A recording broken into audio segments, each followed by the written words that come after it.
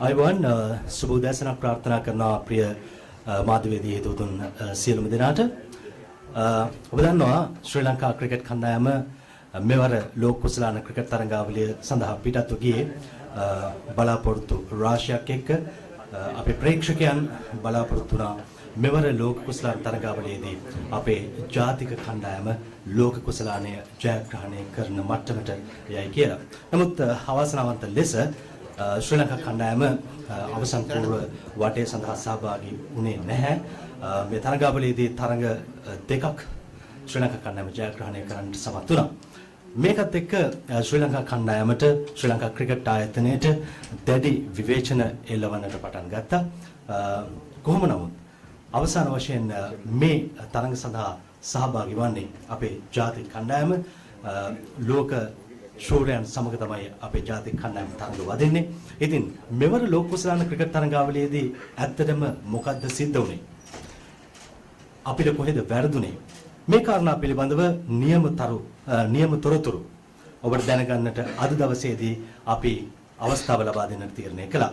ඉතින් මාධ්‍යවේදී හිතවතුන්ගෙන් මම ඉල්ලා සිටිනවා අපේ ඉන්නවා ශ්‍රී ලංකා කණ්ඩායමේ කළමනාකාරීත්වය ඒ වගේම අපේ ක්‍රීඩකයන් ඔබට පුළුවන් මේ ලෝක කුසලාන ක්‍රිකට් තරඟාවලියේදී සිදු වුණේ මොනවද කියලා හරියටම දැනගන්න ඕනගෙන අහලා ඒ වගේම මම මෙහිදී සඳහන් කළ යුතුයි මේ මාධ්‍ය සාකච්ඡාවේදී අපි ලෝක කුසලාන ක්‍රිකට් තරඟාවලියට පමණක් අදාළ වූ ප්‍රශ්න අපි අහමු අපේ ජාතික කණ්ඩායම ක්‍රීඩකයන්ගෙන්. ඉතින් බොහොම ස්තුතියි විශේෂයෙන්ම ශ්‍රී ලංකා කණ්ඩායමේ මේ සියලුම සමාජිකයන්ට බෙහෙවින් ස්තුතිවන්ත වෙනවා අද දවසේදී මේ මාධ්‍ය සාකච්ඡාවට අපේ මාධ්‍ය හිතවතුන් හමුවට පැමිණීම සම්බන්ධව. හොඳයි මේ මාධ්‍ය සාකච්ඡාව ආරම්භ කරමින් මා ආරාධනා කර සිටිනවා අපේ මාධ්‍යවේදීන්ගෙන් දැන් ඔබට පුළුවන් ප්‍රශ්න යොමු කරන්න අපේ ඉදිරියේ පෙළ සිටින අපේ ක්‍රීඩකයන්ගෙන් පුහුණුකරු සහ අනිකුත් කාර්ය මණ්ඩලය.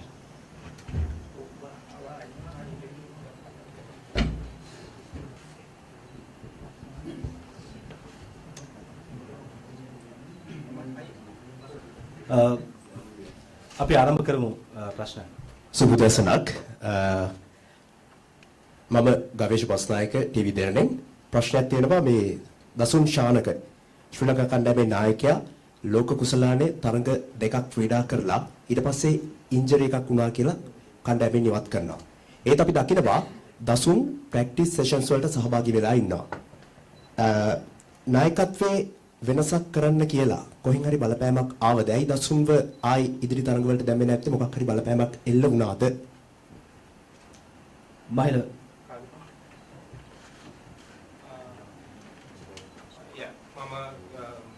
ඒ කියන්නේ කතා කරොත් මම දන්නේ එහෙම බලපෑමක් තිබ්බේ නැහැ නායකත්වයෙන් අයින් කරන්න කියලා. දසුන්ට ආබාධයකට ලක් වුණා. ඒක අපි වෛද්‍ය උපදෙස් අනුව තමයි ක්‍රියා කරේ. ඉතින් යාගේ පාදේ ටැග් එකක් තිබ්බා. ඒ කියන්නේ ඒකට සුමාන 2ක හෝ 3ක කාලයක් යනවා කියලා තමයි අපිට වෛද්‍ය උපදෙස් ලැබුණේ. ඉතින් ඒ අනුව තමයි අපිට අපේ කණ්ඩායමේ සංයුතිය අපි හදලා තිබ්බේ දසුන් එක්ක. නම්බර 7 ඕල් රවුන්ඩර්ත් එක්ක. ඉතින් අපිට ඒ අනුව දසුන්ව 15 සංචිතයෙන් එළියට දාලා චාමිකව ගේන්න උනා. මොකද චාමික හිටියේ නැහැ 15 ඒ තුන්වෙනියව ක්‍රීඩකයව අපිට ගේන්න උනා. මොකද නැත්තම් අපිට අර සංයුතිය හදාගන්න බෑ ඒ තරග වලට යන්න. ඉතින් ඒ අනුව තමයි මේ තීරණය ගත්තේ. දසුන් කණ්ඩායමත් එක්ක අපි තියාගත්තේ ඔහු හොඳ වුණොත්. මොකද අපිට කණ්ඩායමේ අපි දැක්ක දෙයක් තමයි අපිට ආබාධ ගොඩකට ලක් වුණා. ඉතින් මේ අවස්ථාවකදී දසුන් ආයෙත් හොඳ වුණොත් අපිට ඔහුව නැවත ආදේශ කිරීමේ හැකියාවක් තියෙනවා. ඔහු කණ්ඩායමත් එක්ක පුහුණු වීම වල නිරත වුණොත්. ඒ අනුව තමයි අපි මේ තීරණය ගත්තේ. ඔහු පුහුණු වීම කරද්දී ඒකේ process එකක් තියෙනවා. දුවන්න පටන් ගන්න කවද්ද හිමීට දුවන එක ඊට පස්සේ එන්න ඉන්ටෙන්සිටි එක වැඩි කරලා ට්‍රේන් කරන එක. ඒ අනුව තමයි ඔහු මේ උනේ. මම දන්නේ දවස් 10ක් වගේ 12ක් වගේ යද්දී ඔහු පූර්ණ සුවය ලැබුවා. පන්දු යවන්න පටන් ගත්තා. ඉතින් අපි ඔහුව මොකද අපිට ට්‍රැවලින් රිසර්ච්ලා දෙන්නේ කිටේ යනු උණු දිගටම අපිත් එක්ක පුහුණු වීම වලට ගියා. ඒ වගේම පුහුණු වීම කටයුතු වල යෙදුණා. මොකද හදිස්සියේ කාට හරි ආබාධයක් ඇති වුණොත් උන් ඇවිල්ලා එකපාරට සෙල්ලම් කරන්න ඕන හින්දා. ඉතින් ඒ අනුව තමයි අපි දසුන තියාගත්තේ නැතුව මේ වෙන අරමුණක් තිබ්බේ නැහැ. මොකද අපි බලන්නේ කණ්ඩායමේ ඉන්න හැමෝම ක්‍රීඩකයම ඒ අනුව ඒකට යොදා ගන්න. අපි දැක්කා මම අසංකතපත්තු ලයිව් 24 මාධ්‍ය ආයතනයෙන් අපි දැක්කා ඉන්දියන් ටීම් එක එක්ක ක්‍රීඩා කරද්දී ලකුණු 55කට අවසනාවන්ත ලෙස දෙවි යනවා. ඔබතුමාලාට යම්කිසි තර්ජනයක් තිබුණාද ඉන්දියන් ටීම් එකෙන් එහෙම නැත්නම් ලකුණු මට්ටම සීමා කරන්න කියලා පාලන අධිකාරීන් කියලා තිබුණාද නැත්නම් ජයග්‍රහණය ඉන්දියන් ටීම් එකට දෙන්න අවශ්‍යතාවයක් ඔබතුමාලාට තිබුණාද ඒ අවසනාවන්ත විදියට අවසනාවන්ත ලෙස ඒ ක්‍රීඩා කරේ ඔබතුමාලා රට වෙනුවෙන් ක්‍රීඩා කිරීමක් කිසිසේත් අපිට දක්නට ලැබුණේ නැහැ මැනේජර් මම හිතන්නේ ඒක අපේ ප්ලේයර්ස්ලා තමයි කතා කරලා කියන්න ඕනි. නමුත් මං කලමනාකරු හැටියට මට කියන්න පුළුවන් අපිට එහෙම කිසිසේත් බලපෑමක් හරි මොකක් හරි පිටතින් මේකක් තිබුණේ නැහැ. මං හිතන්නේ අපේ මේ කැප්ටන් කරේ මේ නායක කුසල් ඒගොල්ලොට කියන්න පුළුවන්. මං හිතන්නේ බෝලෙන් ඒ රැට දෝලනේ වුණා. ඒකේ මේවා උඩ තමයි මං හිතන්නේ අපේ ප්ලේයර්ස්ලා ටිකක් අපහසුවටපත් උනේ. මං හිතන්නේ ඇත්තටම එදා තරඟයේදී අපිට කතාරත් ඉන්දියාත් එක්ක එහෙම බලපෑම කිසිදයක් තිබ්බේ නැහැ. ඉතින් අපි තරඟ කරද්දී බලන්නේ රට වෙනුවෙන් හැම වෙලාවෙම සෙල්ලම් කරන්න. ඉතින් අවාසනාවකට අපි දෙවෙනිවට බැට් කරද්දී කලින් මැනේජර් කිව්වා වගේ අපේ විකට් එක හැසුණු විදිය පොඩ්ඩක් වෙනස් වුණා. ඉතින් මම හිතන්නේ ඒක නිසා තමයි අපිට හැම ප්ලේ එකකම තමන්ගේ සුපුරුදු පාරවලට යන්න බැරි වුණේ. ඉතින් අනිත් එක ඒගොල්ලන් අපි විතරක් නෙමෙයි තව ටීම් කිහිපයක් දෙක තුනක් අඩු ලකුණු ප්‍රමාණයට අවුට් වුණා ඉන්දියාත් එක්ක සෙල්ලම් කරද්දී. ඉතින් හැමෝම දන්නවා මේ වෙලාවේ ඉන්දියන් ටීම් එක ඉන්න තත්ත්වය මොකක්ද කියලා. ඒ කියන්නේ වර්ල්ඩ් එකේ බෝලින් පැත්ත ගත්තත් බැටින් පැත්ත ගත්තත් ඒගොල්ලන් නම්බර් 1 ඉන්න සයිඩ් එක. ඉතින් අපි විතරක් නෙමෙයි ඒකට මුහුණ දුන්න පුළුවන් වුණේ තව තරඟ කිහිප මේ කණ්ඩායම් කිහිපයකට ඒ දේ වුණා. ඉතින් අපි හැමතිස්සෙම බලන්නේ ටීම් එකක් විදිහට මොන ටීම් එකත් එක්ක සෙල්ලම් කරත් රට වෙනුවෙන් සෙල්ලම් කරන්න ටීම් වර්ක් එක තියාගෙන සෙල්ලම් කරන්න කිසිම තරඟයක් අපි පරදින බලන් සෙල්ලම් කරේ නැහැ. ඉතින් කුෂාත් සමාවෙන්න දැන් එතන හේතුව තමයි වෙන ටීම් වල ප්‍රශ්න තිබුණේ නැහැ. ඉන්දියන් ටීම් එකත් එක්ක ප්ලේ කරද්දිම තමයි ප්‍රශ්න තිබුණේ. මට ලංකාවේදී ලකුණු 50කට අවුට් වුණා. එහෙදි 55කට අවුට් වුණා. දවක අඩුම ගාන 100කටවත් එහා පැත්තේ ගියා නම් ওই ප්‍රශ්නේ එන්නේ නැහැ. ওই ප්‍රශ්නේ තමයි දැන් මේ ජාත්‍යන්තර ප්‍රශ්නයක් බවට පත් උනේ. දැන් ඔබතුමාලා ලකුණු 55කට අවුට් වෙච්ච එක තමයි අද වෙනකොට මේ ක්‍රීඩාවේ දැවෙන ප්‍රශ්නයක් බවට පත් උනේ. නමුත් ඔබතුමාලා ලකුණු 100ට එහා පැත්තවත් ප්ලේ කරලා තිබුණා නම් අද ICC එකෙත් අපි ඉන්නවා. ඒක පිළිගන්නව නේද? ඔව් ඇත්තටම ඒක ගැන ගොඩක් කනගාටුයි. ඉතින් මං කියන්නේ අපි හිතලා යන්නේ නැහැ මැච් එකට අපි මේ ගන්න සෙල්ලම් කරන්න කියලා. ඉතින් අපි උඩරින් බලන්නේ කොහොමද ලකුණු අතරට එන්නේ කියන එක. ඉතින් මම එතන ඉස්සෙල්ලා මෙන්ෂන් කරේ අපි ඒ ඉන්දියාවත් එක්ක විතරක් කියන එක නෙමෙයි ඉන්දියාත් එක්ක සෙල්ලම් කරලා අනිත් කණ්ඩායම සවුත් ආෆ්‍රිකාව වුණත් ලකුණු 80ට ඕල් අවුට් වුණා. මම ඒක තමයි එතන පැහැදිලි කරන්න ගියේ. ඉතින් මං කියන්නේ ඉන්දියන් කණ්ඩායම අනිත් කණ්ඩායම එක්ක බලද්දී ලොකු ගැප් එකක් තියෙනවා. ඒගොල්ලන්ගේ රටේ සෙල්ලම් කරන්නේ ඒගොල්ලන් බෝලිං යුනිට් එකයි බැටිං යුනිට් එක සෑහෙන්න මේ වෙලාවේ උඩ ඉන්න කණ්ඩායමක්. ඉතින් මම ඒක එතන මෙන්ෂන් කරන්න ගියේ මේ වෙන කණ්ඩායමක් කියන එක නෙමෙයි. ඉතින් ඒෂියා කප් එකේ වුණෙත් අපිට මෙහෙදී අපි ඇත්තටම වර්ල්ඩ් කප් එක වුණා වගේම තමයි අපිට ඒ දේ වුණේ. අපි ඒක පිළිගන්නවා පැහැදිලිව වැරදක් වුණා. මොකද එක ටීම් එකක් එක්ක දෙපාරක් ඒ වගේ වෙන්න බෑ. ඉතින් ඇත්තටම අපි දන්නවා අපේ මොකක්ද අඩුපාඩු කියන එක. ඉතින් අපි මං හැමතිස්සෙම කියන්න කැමති අපි හිතලා යන්නේ නැහැ ලකුණු 50ට අවුට් වෙනවා 100ක් ගහනවාද 200ක් ගහන කියන එක කරන්න බෑ ක්‍රිකට් එකේ කවුරු මොනවා කිව්වත්. ඉතින් අපේ ටීම් එකක් විදිහට මම නායකයෙක් විදිහට එතන වරදක් දකිනවා. ඉතින් මම බලන්නේ ඉස්සරහට ඉන්දියාවට ශ්‍රී ලංකාවදී කොහොමද හොඳින් ශ්‍රී ලංකාවේ කියන එක. Madhushka Balasuriya, Cricket Info. Two-part question. First one, actually both could be to Mahela or Chris. There's going to be a lot of conversation about what led to the failings and whatnot. What I want to know is the learnings from this tournament. Obviously, you saw numerous 400-plus scores. You saw a lot of fast bowlers doing really well in the first 10 overs and the importance of that power play period. I just want to know, for this team, there seem to be a lot of areas where the players just couldn't, like, getting past 350, getting close to the 400 mark regularly in one-day cricket. It seemed like the team wasn't capable of getting there. I just want to know the learnings that you all as a team have had watching some of this really high-level cricket. And yes, the second question is in terms of, yeah, more along in lines of the defeat and all that. I think apart from the India game, I think it was the Afghanistan game where there seemed to be a slight shift in thinking where we went from having Kusal Janit Perera opening to Dimuth Karanatha opening, which is a very different style of player, you know, in terms of strike rate, in terms of how they approach the opening 10 overs. So I just want to know what was the thought process in the team in terms of intent as the tournament progressed. Mariska, I'll get Chris to start and then I'll come along afterwards. Is that okay? Hi, so I'll start with obviously the learnings, some of the things that we can take away from this competition. I think, yes, you've hit a couple of things, I'll hit the nail on the head with a few things there. From a batting perspective, we have to learn to put big scores on the board. If we look, we need to convert more. So we get good starts, we need to convert more of those starts into big hundreds, like we've seen various people do throughout this tournament on the other sides. We need to create big partnerships that will then allow us to go on to score those big scores. And that's all part of our learning as a group. And certainly something we have to work on. I think from a bowling perspective, in the power play, certainly Dilly was a shining light there for us. I'd like to highlight him there with a new ball. But there are still, again, learnings for us. There's consistency with building pressure at both ends. The ability to take wickets in the middle phase, which will then help us at the death. And obviously just building on skills. So in general, we need to build on the skill set and the ability to build pressure through those 50 overs. And then from a fielding perspective, we need to obviously hold on to more chances. Now, I think had we have held chances, things would have looked slightly different during this tournament. But what I would like to say is that no one means to drop catches, and it's not through lack of hard work. Speaking for myself, I think, obviously, I'm disappointed with how things have gone, having worked so hard with these players and the players having worked so hard to come through the qualifiers to get to where we are. We all want to put our best foot forward. The players have worked extremely hard to do that on the things that we've spoken about, but yet we have to accept there is still much work to be done. So it's, yeah, I mean, for me, the main question now is how do we put these things right? We need a very good debrief. We need to sit down and dissect everything that's happened.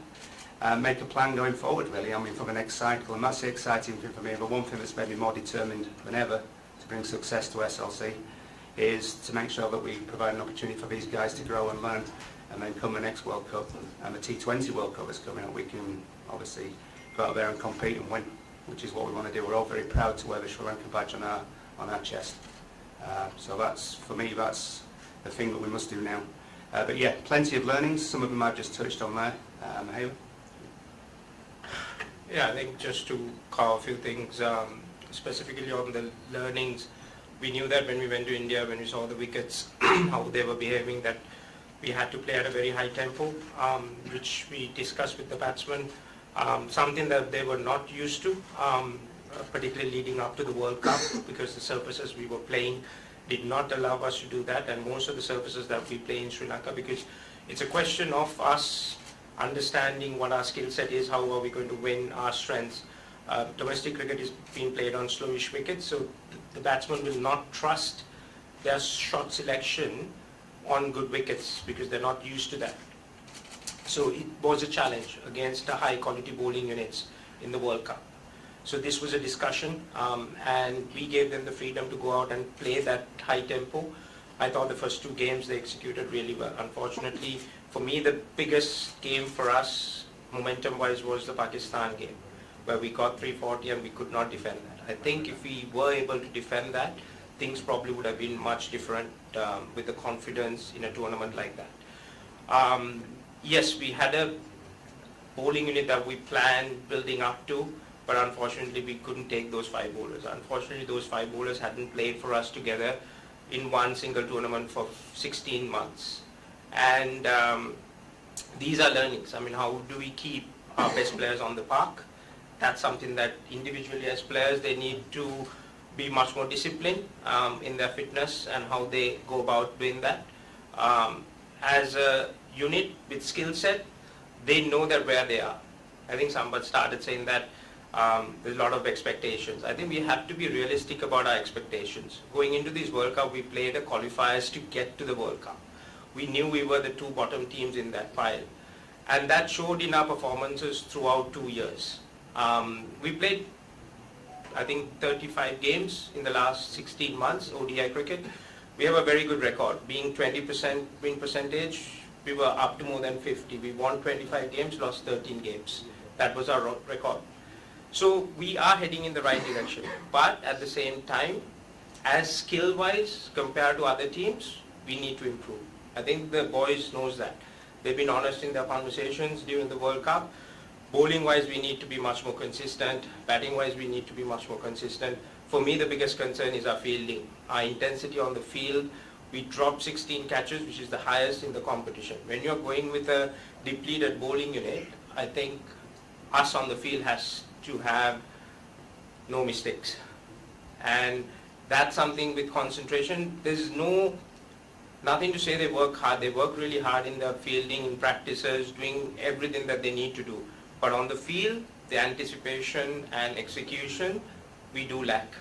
That comes with experience. We knew that when we set this team up 2 years ago with the selectors and the decision was taken, we're going into this 50-over World Cup with less experience. I mean, usually, for us to compete at highest level, you need a higher group of players with 150, 200 plus games. That would have been a different story. But we didn't have that. So it is an investment for the future.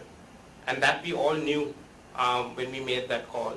And we were working towards that. The T20 World Cups we had, I thought the skill set allowed us to compete, and we did really well in those World Cups. We won an Asia Cup playing T20 cricket, and we got to the finals in the 50 over. That was a good high point for us. So the thing is, it's a process that we have to trust, and it's a process that we have to be patient with, because this is a skillful group.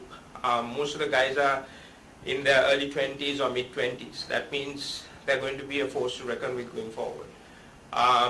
The expectations, I understand. I think the fans, the cricket fans, Sri Lankan fans, they all know that when we go for a World Cup, we're going to do well, we're going to perform well. But that expectations has to be realistic, and along with the plans. I think people jumping and shouting and screaming has to realize what is modern day cricket is and how are we going to compete going forward. And the plans have been set, but we just need to be patient and work harder in areas where we need to improve. I think Chris touched on some of the areas. For me, the biggest thing is the fitness. What I noticed over the course of a tournament like this, because of our fitness, the fatigue got into us and the performance died down. From first game towards the last game, we saw guys making a lot more mistakes. That happens with mental and physical fatigue. The execution and the concentration lacks is because of that. And that's something that we've spoken about. So there are areas we know we need to improve going forward. Our domestic cricket, the skill set, the standard needs to improve, the fitness needs to improve. There's no hiding behind that. And we all, as part of a management group, trying to get this project the right track, understand that, and we take full responsibility for that. There's no hiding behind any closed doors. We've openly had conversations with the boys. They know what they need to do and how they need to improve. And us as coaches and advisors and doing all this, we take full responsibility. But it is a process that we all have to trust and be patient. And hopefully one day, 3 years, 4 years down the line, when we see the success, we all can humbly be satisfied that what we put in place has worked. Just to add a little bit more to what Mahela has said there, which is absolutely correct. It's not just a case of one thing that we need to pull together, it's a group of things that need to come together all at the same time, and that's why from now on we need to do a good debrief, as I spoke about, and pull everything together. You know what I mean? Look at each area, how do we bring that together, how do we make it work together, so integrated practice. I think expectations is a big one. I mean, we have to remember that we're not the only team going on from a World Cup disappointed. There are many teams going home disappointed. Realistically, only one team can win. And there are much higher ranked teams than us at this moment in time, but will be asking exactly the same questions as we are. The important thing is, what do we learn from this? How do we learn from it? And how do we put that right? And that's what we have to do in the next phase. මහලයේ මම ක්‍රික්විදු පහුගිය අවුරුදු 4ක කාලය පුරා ශ්‍රී ලංකාව ක්‍රීඩා කරන හැම අන්තර්ජාතික තරගයක්ම මම ප්‍රී ඇනලිසිස් එකක් සහ පෝස්ට් ඇනලිසිස් එකක් කරනවා. ඒ වගේම මේක ප්‍රේක්ෂකයන්ට දැනගන්න සලස්වනවා. එතකොට අපි දැක්ක පහුගිය කාලය පුරා අපි පහුගිය අවුරුදු දෙකක කාලය ගත්තොත් අපේ ක්‍රිකට් පහළ තැනක ඉඳලා ටික ටික ඉම්ප්‍රූව් වෙගෙන ආවා. එතකොට අපි විශ්වාස කරපු දෙයක් තමයි අපි ප්‍රේක්ෂකව විශ්වාස කරපු දෙයක් තමයි අපිට අඩුම තරමේ මේකේ මුල හතරට එන්න බැරි වුණත් 5-6 තැන්වල අපි මේ තරඟාවලිය ඉවර කරයි කියන එක. හැබැයි අපිට තරඟාවලියේ අවසානයේදී මුල 8ට එන්න බැරි වුණා. අපිට චැම්පියන්ස් ට්‍රෝෆි එකක් නැති වුණා. අපි දැන් වර්තමානයේදී ඉස්සර ක්‍රිකට් නෙමෙයි අපි ස්මාර්ට් ක්‍රිකට් එකක් ගැන කතා කරන්නේ. එතකොට අපි ගොඩක් දේවල් කන්සිඩර් කරනවා. වෙදර් එක, ඊට පස්සේ මේ පිච් වල කන්ඩිෂන්ස්, ඊට පස්සේ අපි ගත්තොත් අපිට ඊළඟට යන්න තියෙන තරඟවල ගෝල් එක, මේ දේවල් ගැන බැලුවොත් අපි අන්තිම තරඟය ගත්තොත් අපි ඒ තරඟේ තව ලකුණු 30ක් 40ක් ගහලා නවසීලන්තේ තව ඕවර් 5ක් 6ක් පස්සට ඇද්දානම් අපි චැම්පියන්ස් ට්‍රෝෆි එකට සුදුසුකම් ලබනවා. එතකොට මට තියෙන ප්‍රශ්නේ දැන් මේ තරඟාවලියේ පුරාම ගහපු මැච් වලින් තව ලකුණු 30ක් අපිට එකතු වෙලා තිබ්බනම් අපි චැම්පියන්ස් ට්‍රෝෆි එකේ ඉන්නවා. ඇයි අපිට ඒ තැනට යන්න බැරි වුණේ? මොකද අපි දැක්කා ඇෆ්ගනිස්තාන් කණ්ඩායම ලොකු ස්පිරිට් එකකින් ඒගොල්ලෝ සෙල්ලම් කරා. නෙදර්ලන්ත කණ්ඩායම අපිත් ඒ තැන හිටියා මේ තරඟාවලියට එන්න කලින්. හැබැයි අපිට ඇයි මෙතනදී ඒක බැරි වුණේ කියන ප්‍රශ්නේ සහ දෙවෙනි ප්‍රශ්නේ තමයි වන්කඩේ මැච් එක. වන්කඩේ ක්‍රීඩාංගණයේ මම හිතන්නේ මහේලය තරම් ඒ ක්‍රීඩාංගණය ගැන දන්න වෙන කෙනෙක් නැහැ මේ කණ්ඩායම ඇතුලේ. දකුණු අප්‍රිකාව ඒ තරගයට කලින් ක්‍රීඩා කරපු තරග දෙකේම වුන් ලකුණු 380 පන්නලා ගැහුවා පළවෙනියට බැට් කරලා. හැබැයි අපිට ඔස් දිනලා බෝල් කරන්න තීරණය කළා. ඒක ඇයි කියන කාරණයත් අපි ඇයි මේ පසුබෑමට ලක් වුණේ කියන කාරණේ. මොකද ප්‍රේක්ෂකයෝ ලොකු බලාපොරොත්තුවක් තියාගෙන හිටියා. ඒගොල්ලෝ ගොඩක් ඩිසපොයින්ට් වෙලා ඉන්නවා මේ අවසන් තරග කීපේ ක්‍රීඩා කරපු විදිහත් එක්ක. පළවෙනි ප්‍රශ්නට උත්තර දෙන්න ඕන නම් මම ඉස්සෙල්ලා කිව්වා වගේ ඉංග්‍රීසියෙන් අපි කනගාටු වෙනවා අපි කොහොමද මේ තරඟාවලිය නිම කරේ කියලා. මම හිතන්නේ මම පෞද්ගලිකව මගේ බලාපොරොත්තු තිබ්බෙත් අපිට නම්බර 6-7 වගේ ඉවර කරන්න පුළුවන් කියන එක. අපිට තරඟ කීපයක් තිබ්බ අපිට ජයග්‍රහණය කරන්න තිබ්බ තරඟ අපි පෙරදුනා. ඒ ඇවිල්ලා කුසලතාවල දුර්වලකම් හින්දා ක්‍රීඩකයන්ගේ ඒ වගේම අපිට ඔය ලකුණු 30 අපිට මේ නිව්සීලන්ත මැච් එකෙන් නෙමෙයි අපිට අනිත් මැචස් ගොඩකින් අපිට හොයාගන්න තිබ්බා. ඕස්ට්‍රේලියානු මැච් එකේ අපි හිටපු තත්ත්වය අනුව අපි හොඳට ඉවර කරේ නැහැ බැට් කරලා. ඇෆ්ගනිස්තාන් මැච් එකෙත් එහෙමයි.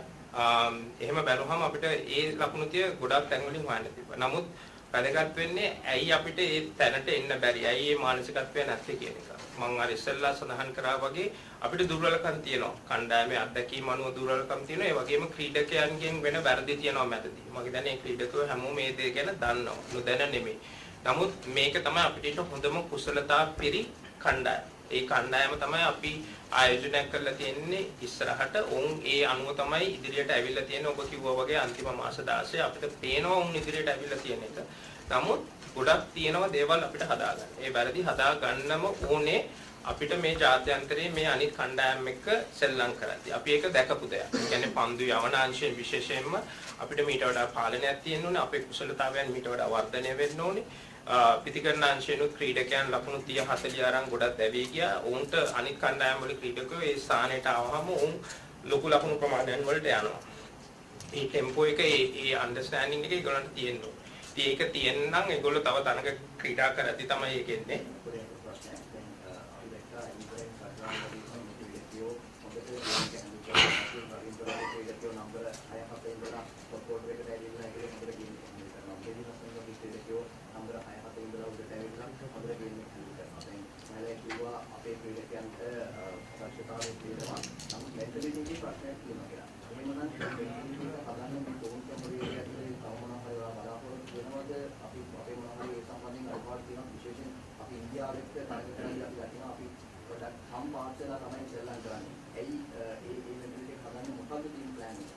අපිට ප්ලෑන්ස් තියෙනවා අපි කතා කරලා තියෙන මේ ප්ලෑන්ස් මම හිතන්නේ මම ක්‍රිකට් ආයතනෙන් කලින් ඉල්ලුවා අපිට ස්පෝර්ට්ස් සයිකොලොජිස්ට් කෙනෙක් ඕනේ කියලා. මොකද සමහරක් දේවල් අපිට පුහුණු අංශයෙන් නෙමෙයි මානසික අංශයෙන් උත් අපිට ඒ දැනුම අවශ්‍යයි.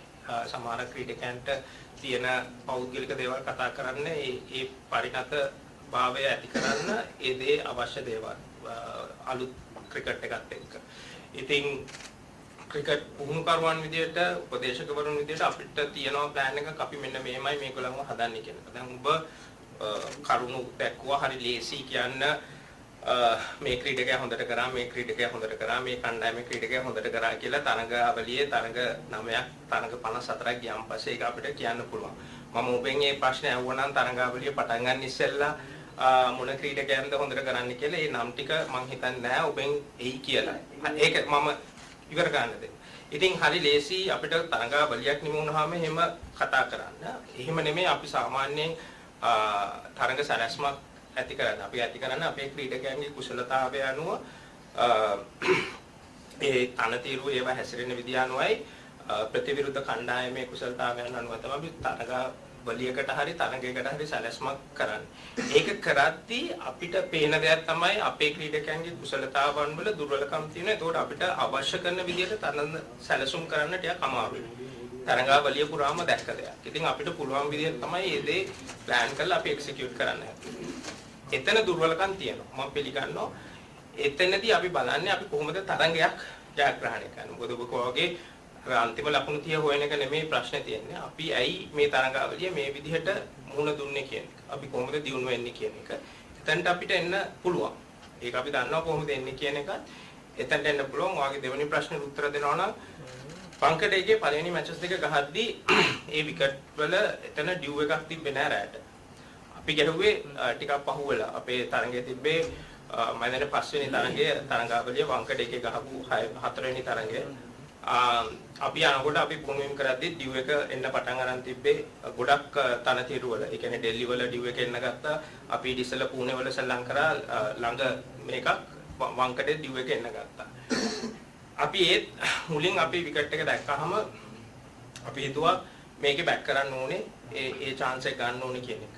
නමුත් අපි තරඟයට ගියාම උදේ මොකද හීට් එකත් එක්ක ඒගොල්ලෝ වතුර දාලා තිබ්බේ වතුර මේ වෙලාව තිබ්බේ නැහැ ඩැම්ප්නස් එකක් තිබ්බ විකට් එකේ. ඒතකොට අපිට ප්‍රශ්නයක් එනවා අපි දැන් කෙත්තාරාමෙත් මෙහි ටැකි විකට් එක ඩැම්ප්නස් විකට් එක බැක් කරලා තමයි අපි උදේ කඩලු ගිහිල්ලා අපි තරඟෙන් එළියට ගියා. ඒ කියන්නේ පැය 3ක් ඇතුළත අපි මැච් එක ඉවරයි. ඒතර අපිට තිබ්බ ඉන්දියාවත් එදා ශ්‍රී ලංකාවේ 6යි 5යි කොම්බිනේෂන් එකක් ඕල් රවුන්ඩර් කෙනෙක් එක්ක අපිට chance එකක් ගන්න පුළුවන්. ඒගොල්ලන්ගේ අපි ඉස්සෙල්ලා පන්දියවල ඩෑම් විකට් එකේ අපිට කඩලු 3-4ක් ගත්තොත් අපිට ඉන්දියාව අඩු ලකුණු තත්ත්වයකට තියන්න පුළුවන්. හැබැයි අපිට ප්‍රශ්නයක් තියෙනවා අන්ඩර්ලයිට්ස් පළවෙනි ඕවර් 10 අපි ශ්‍රී ලංකාව කරන්න ඕන හොඳට. ඊට පස්සේ ඩිව් එක ආවම පස්සේ බෝල් එක මුකුත් වෙන්නේ නැහැ ලේසි බැක් කරන්න. ඒතර අඩු ලකුණු සංඛ්‍යාවට තිබ්බනම් ඒ දේ වෙනවා. තරඟය ඔයගොල්ලෝ හොඳට බැලුවා නම් අපි දෙවනි පන්දුවේ විකට් එකක් ගත්තා. ඊට පස්සේ අපේ අතින් උඩ පන්දු දෙකක් ගිලිහි ගියා. ඒ උඩ පන්දු දෙක ගත්තා නම් ඒත් බෝලේ දෝලණය වුණා. පන්දු ඕවර් 10ක් 12ක් යනකම් ඕන් නේට්ක බේරුණා. මම දැන් මේ කුසල්ට කැච් එක ඉන්සයිඩ් කැච් එක කෝලිගේ තව එකක් මග වැටුණා. එහෙම අපිට ලේසි කියන්නේ මේක වුණා නම් කියන එක. නමුත් අපි හිතපු විදිය ඔයගලන්ට පැහැදිලි කරනවා නම් ඒකයි අපි හිතන්නේ. අපිට ඉන්දියාව 250කට තිබ්බනම් අපි අර ඕවර් 10 හොඳට සෙල්ලම් කරා නම් අපිට ඩිව් එකත් එක්ක චේස් කරන්න තිබ්බා. මොකද අපි දැක්ක ඕස්ට්‍රේලියාව 290ක් චේස් කරා විකට් 7ක් ගිහිල්ලා තියෙද්දිත් මොකද ඩිව් එක ආවන් පස්සේ ඇෆ්ගන් බෝලර්ස්ලටත් ස්පිනර්ස්ලටත් එච්චර මේකක් තිබ්බේ නැහැ වංකඩේ විකට් එකේ. ඉතින් ක්‍රිකට් අපි හිතන විදිහයි අපි මේ සැලැස්මවල් හදන්නේ අපේ දක්ෂතාවයට අනුව. අපි දැක්ක දෙයක් තමයි අපි මේ සංචිතය අපේ කණ්ඩායමක් විදිහට ගත්තාම අපේ පිටිකරන අංශය තමයි ස්ට්‍රොං.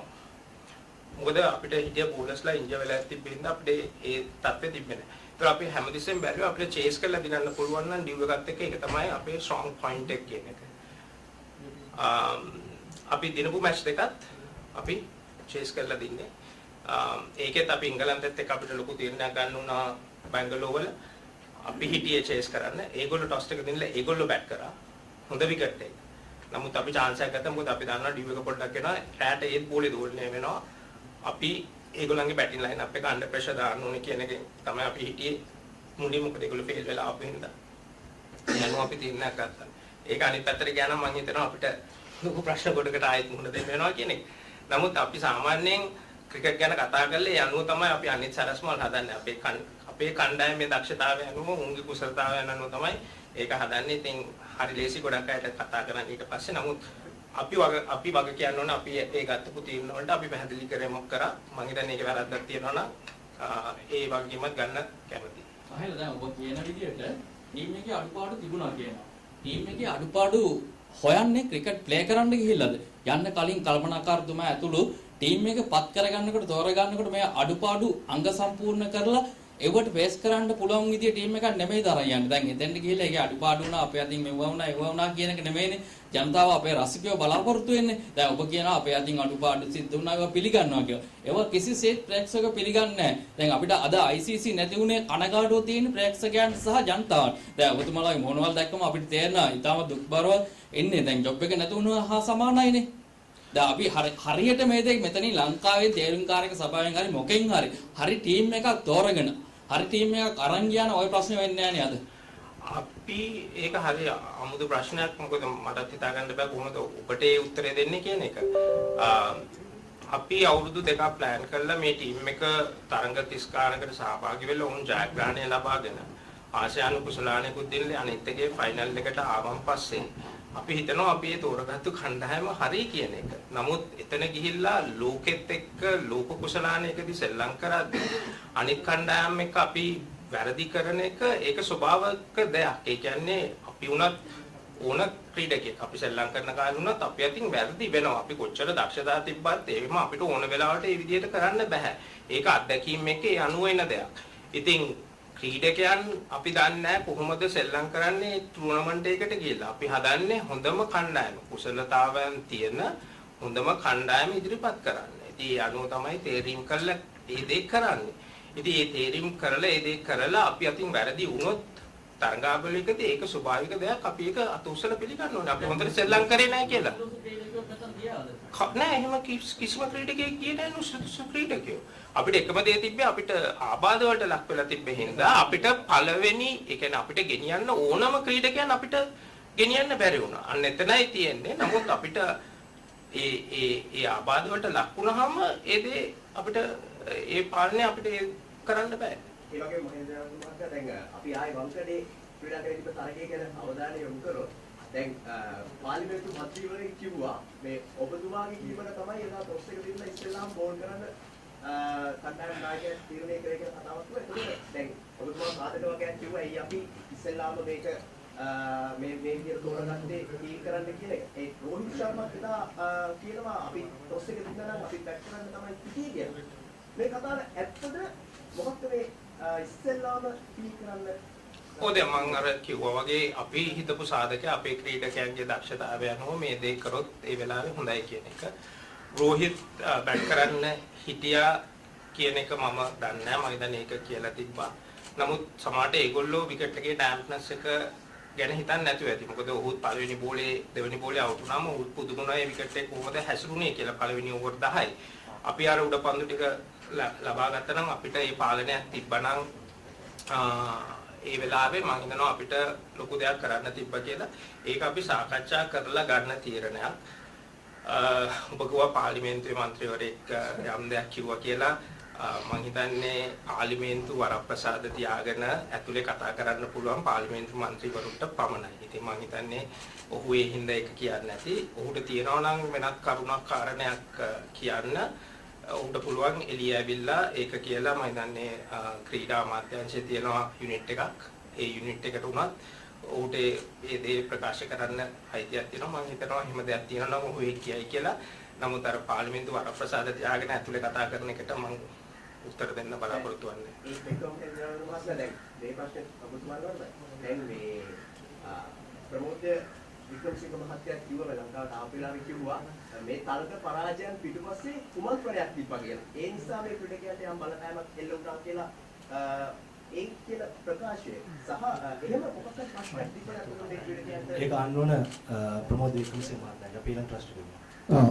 මම බන්දුල සමන් වතුරේ ගම 1996 ඉඳලා මේ වෙන විට ලෝක කුසලාන ක්‍රිකට් තරඟවල 5ක් සජීවී විකාශය කිරීම සහ මාධ්‍යකරණය යෙදී වෙන ඒ රටවල් වලදී මම හිතන්නේ මහේල් මට හම් වෙලා තියෙනවා කියපු වතාවක්ම මේ ප්‍රශ්නේ මහේලට යොමු කරන්නේ මේ තරගයට පරාජයටපත් වෙද්දී විශේෂ බහර අමාත්‍යවරයා ඒ වගේම മന്ത്രിවරු ප්‍රවෘත්ති සාකච්ඡා පවත්වමින් ඔබගේ පඩිනඩි පිළිබඳව තරඟ පරාජය පිළිබඳව තේරීම් කප්ඩු පිළිබඳව නම් විදාන්දමින් නිර්දේශ ලෙස විචනය කරන අවස්ථාව අපිට දකින්න ලැබුණා.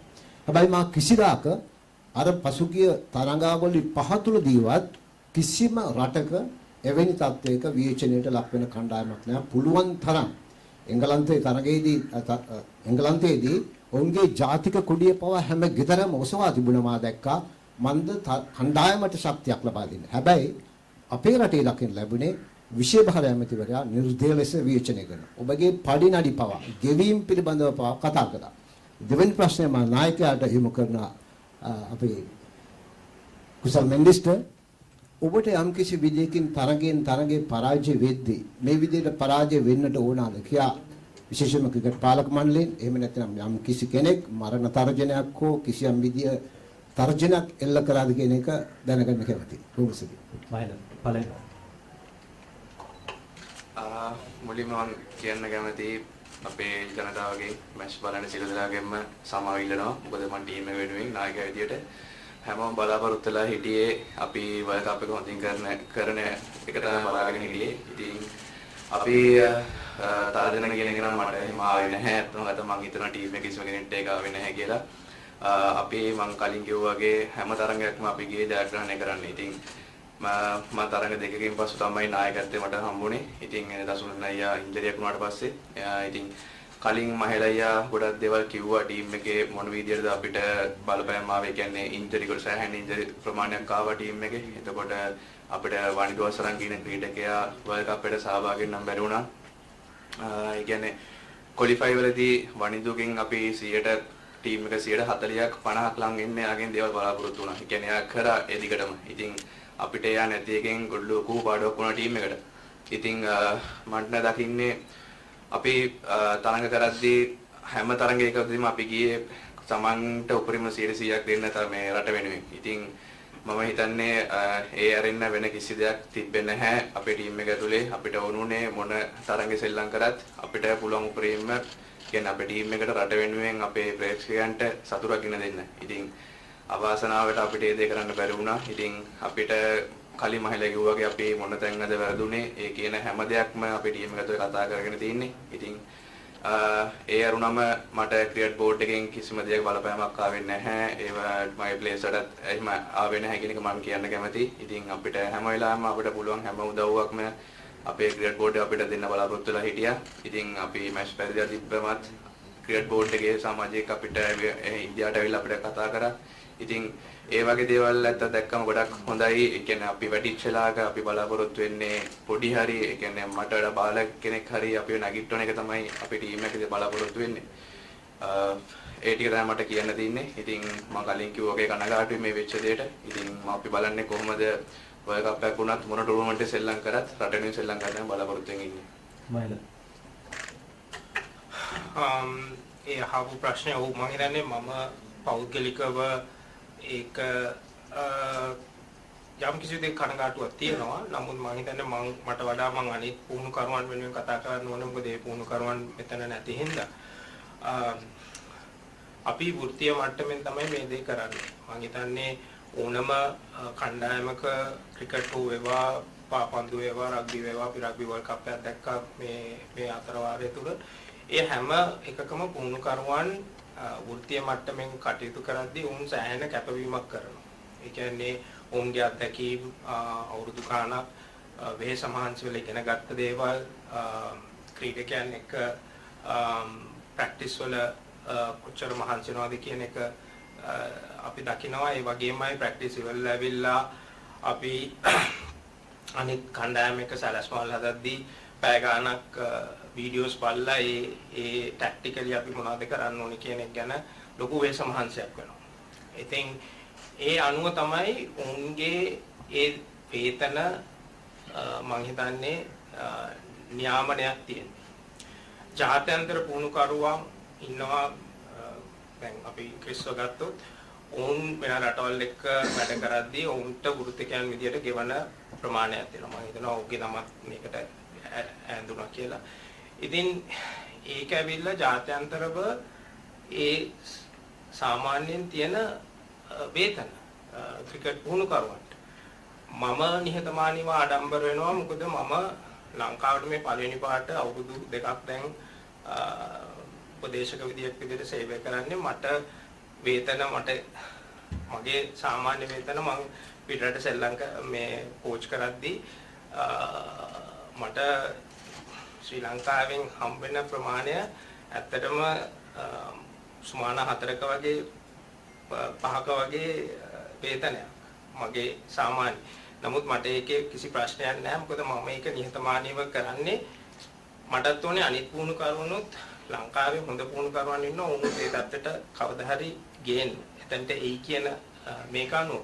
නමුත් මම හිතන්නේ අපේ පුරුද්දක් තියෙනවා මේ රට මේ தත්ත්වයේ තියෙන්නේ කවුරු හරි ඒ දේ කරනවා නම් කකුලෙන් පල්ලෙහාට ඇදලා දාන එක තමයි චාරිත්‍රය. ඉතින් අපිට ඒකේ පාලනයක් නැහැ. මම හිතන්නේ ටීවී එකට ඇවිල්ලා කිව්වත් කොහොම කිව්වත් අපි වැරද්දක් කරලා නැහැ. මොකද අපිට වේතන හම්බ වෙන්නේ අපේ දැනුම අනුව. අපි කරන දේවල් අනුව. ඉතින් ඕන එක්කෙනෙක්ට පුළුවන් අපි ඒ කරන දේවල් හොඳ නැත්තම් අපිට ඒ වෘත්තිය මේ කණ්ඩායම යොමු වෙනවා වෙන කණ්ඩායමක වේවා අයින් කරලා වෙන එහෙම දන්න එක්කෙනෙක් ගෙනල්ලා කරා. නමුත් ඒ පරිණත භාවයට ඒ දැනුමට ගෙවන්න ඕන වේතනයක් තියෙනවා. ඉතින් අපිට අඩු වේතන ගෙවල ඒ පරිණත භාවයේ ඒ දැනුම නැති අයව ගෙනල්ලා පුහුණු කරන්න පුළුවන්. ඒකේ කිසි ප්‍රශ්නයක් නැහැ. ඒකේ තීරණ ගන්න තියෙන්නේ පාලනය කරන අයට. ඒගොල්ලන්ට ඒ අයිතිය තියෙනවා. නමුත් කනගාටු වෙනවා ජනතාවට වැරදි අදහස් වැරදි දේවල් ප්‍රචාරය කරන එක. මොකද අපි වෘත්තිකයන්. අපිට එතනින් එහාට කිසිම පාලන ක්‍රමවේදයේ කිසිම බලපෑමක් අපිට නැහැ. අපිට කරන්නත් බෑ. අපි කරලත් නැහැ. අපි හදන්නේ කණ්ඩායමක් විදිහට ශ්‍රී ලංකා කණ්ඩායම කොහොමද එක තත්ත්වයක ඉඳලා ඊළඟ තත්ත්වයට ගෙනියන්නේ කියන එක. ඒ දැනුම ලබා දෙන එක. ඒක විතරයි අපිට කරන්න පුළුවන්. කිසි ප්‍රශ්නයක් නැහැ. පත්තරවල වේවා රූපවාහිනිය වේවා අපේ වේතන ඉදිරිපත් කරාට ඒක කිසි ප්‍රශ්නයක් නැහැ. අපි නිහතමානීව ආඩම්බර වෙනවා. අපිට ඒ වේතන ලංකාවේ දෙන එකක් නෙමෙයි. ඒක ජාත්‍යන්තර වුණත් ඒ පුහුණුකරුවන්ට ගෙවන එක. අපිට විදේශ පුහුණුකරුවන් අවුරුදු 20කට වැඩි කාලයක් ලංකාවේ හිටියා. මම සෙල්ලම් කරද්දී විදේශ පුහුණුකරුවන් හිටියේ.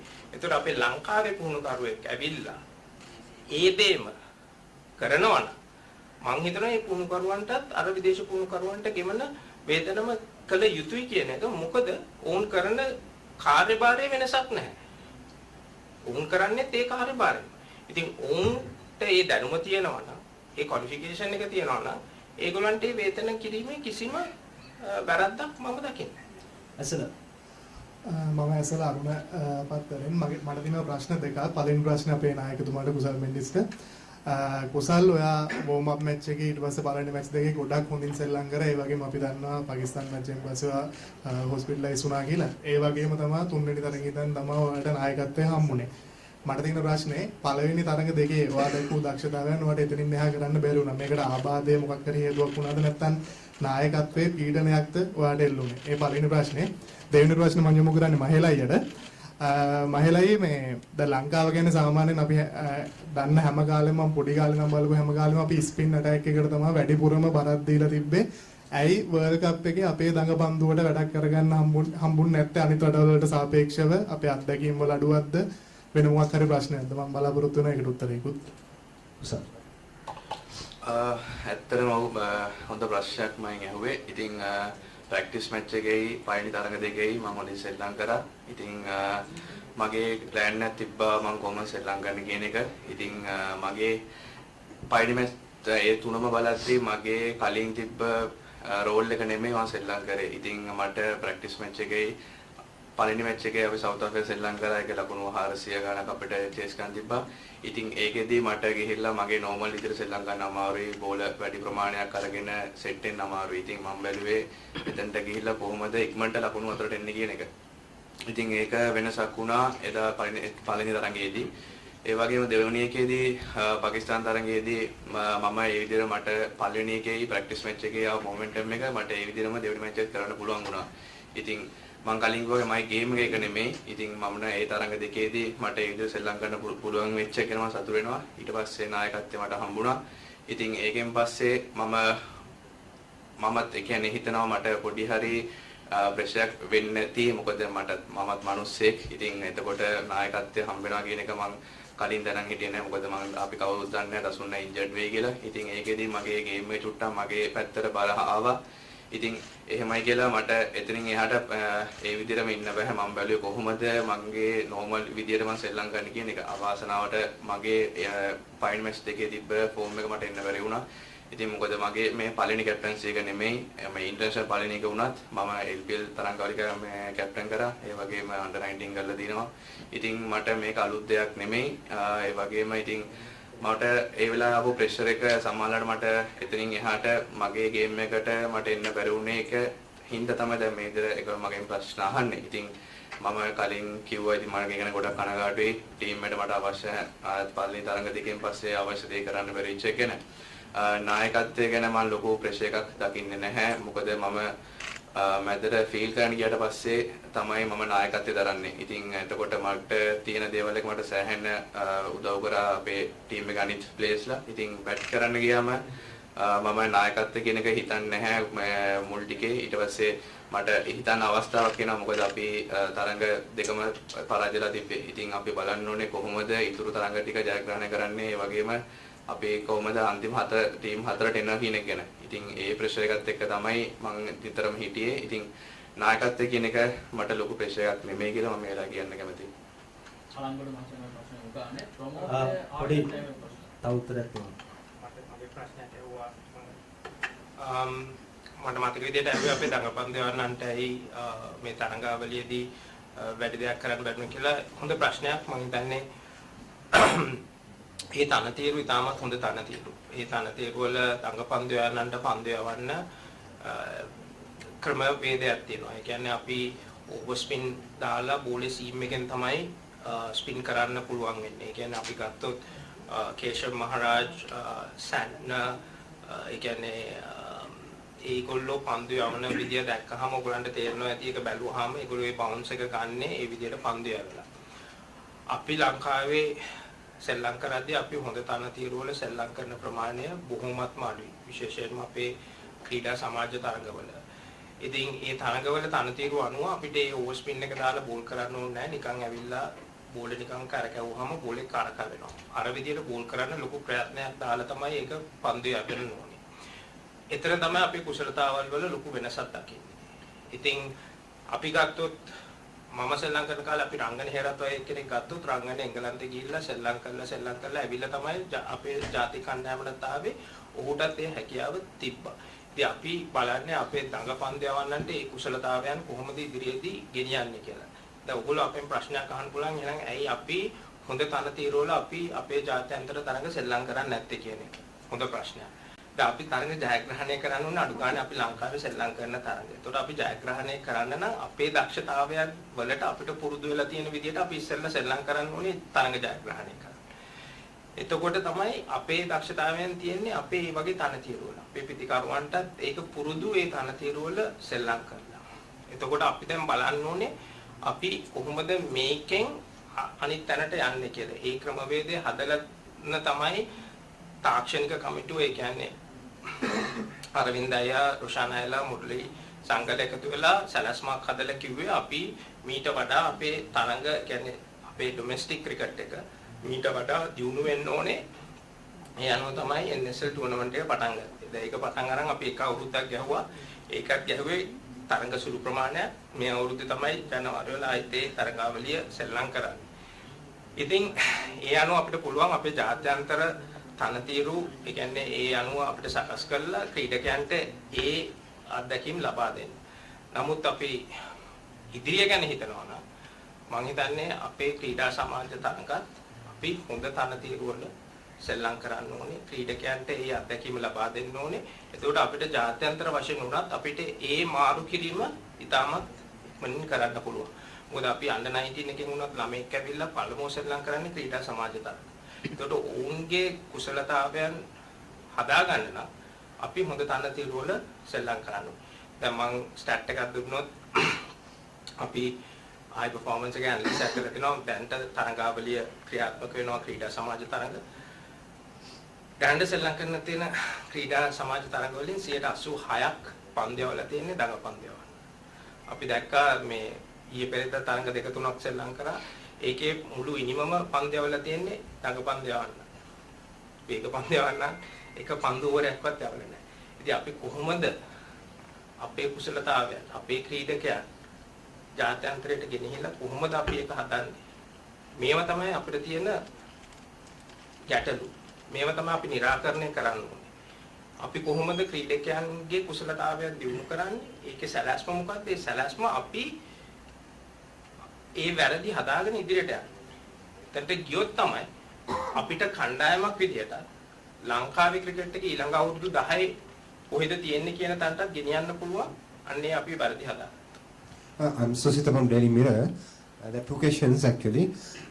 I know when the World Cup was going in India, there were so many things happening here in the political and the sports scenes. At any point, does what was happening in Sri Lanka affected the team as a whole? I need an answer from the team and also from Mahela. The second thing was there was an allegation that closer to the World Cup, there was we played LPL and got injured our two key bowlers. Should we make this mistake again? But අහන්න ප්‍රශ්න තමයි ශ්‍රී ලංකාවේ match එක යන වෙලාවේ ඉන්දියාවේ match එක යන වෙලාවේ ශ්‍රී ලංකාවේ දේශපාලනය සහ ක්‍රිකට් වල ලොකු දේවල් සිද්ධ වුණා.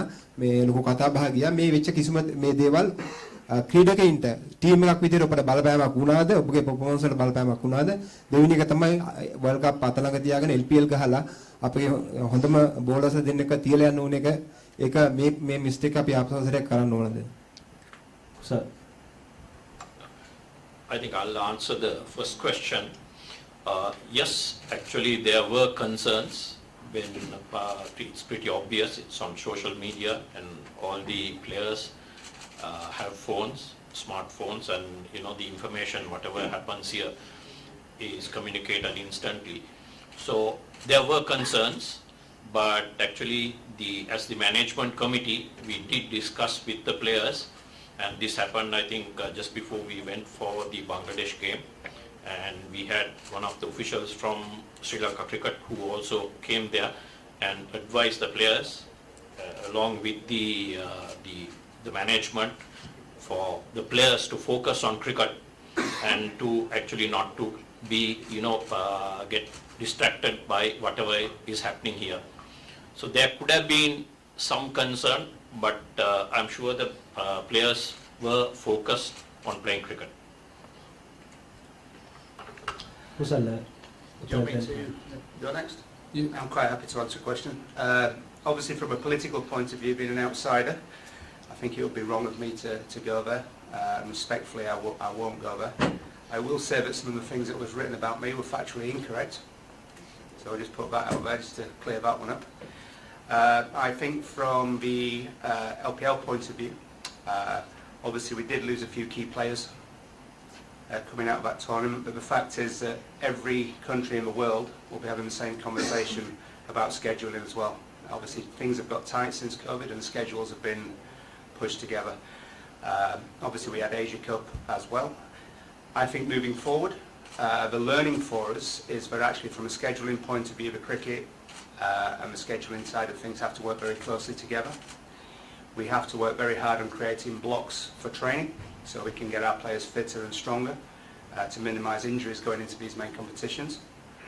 Because again, when we arrive at major competitions, we need to make sure that our players are all fit, strong, and we can field our best 11 in every game. And unfortunately, as already has been mentioned in this press conference, we've not been able to do that for a while now. So again, it's part of our learning moving forward. And as I've already said, part of this will be all departments working very closely together in the future, moving forward, and making sure that we're communicating and obviously we're creating the best opportunities to go out there and win tournaments. LPL තරගාවලියේ ක්‍රීඩා කිරීමත් යම් බලපෑමක් වුණාද කියන ප්‍රශ්නය අහුවා. ඒකට උත්තර දෙන්න පුළුවන්. ඇත්තටම ඒ ගැන කතා කරොත් මම හිතනවා ලංකාවේ විතරක් නෙමෙයි ලීග් එකක් ගහන්න ඉතින් ඉන්දියා, ඕස්ට්‍රේලියා, ඉංග්ලන්ඩ් හැමෝගම ක්‍රිකට් එක ගොඩක් උඩට ගිහිලා තින්නේ ඔය වගේ ලීග් ශ්‍රී ලංකාවේ නිසා. ඉතින් මම හිතන්නේ ලංකාවේ අපිට ලීග් එක මේ දාන්න තියෙන්නේ කියන හැම රටකම ලීග් එකක් තියෙනවා. ඒක ඩේට්ස් දාද්දී ගොඩක් වෙලාවට හැමෝම බලලා තමයි දාන්නේ. අනිත් ලීග් වලට යන්න පුළුවන්ද බැරි වෙනවද කියන එක. ඉතින් අපිට ඊට පස්සේ ඒෂියා කප් එකක් තිබ්බා LPLට පස්සේ. ඉතින් මම දකින විදියට ඒෂියා කප් එක අපි ෆයිනල් තරඟයට නිකන් ආවා. ඉතින් ඉන්දියා, පාකිස්තාන්, බංග්ලාදේශ් කියන ක්‍රීඩකයන් අපේ LPL සෙල්ලම් කරා. ඉතින් අපි දැනගන්න පුළුවන් වුණා අපේ national team එකේ players-ට බංග්ලාදේශ national players-යි පාකිස්තාන් කට්ටිය මොන විදිහටද සෙල්ලම් කරන්නේ, ඒගොල්ලන්ගේ bowling කොහොමද, batsmanලා කොහොමද සෙල්ලම් කරන්නේ. ඒ වගේම පාකිස්තානෙත් main national team එකේ main players කීප දෙනෙක් සෙල්ලම් කරා LPL එකේ.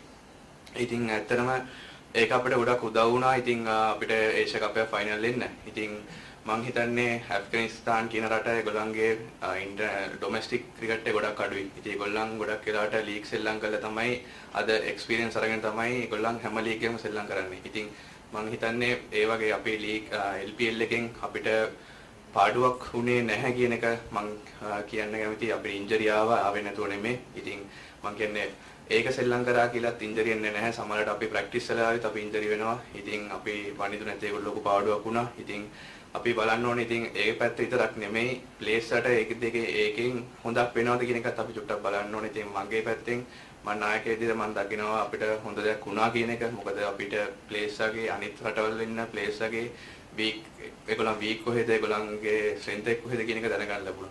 ඊළඟ ප්‍රශ්න. Question for Chris and Mahela, maybe you could take it on in single afterwards.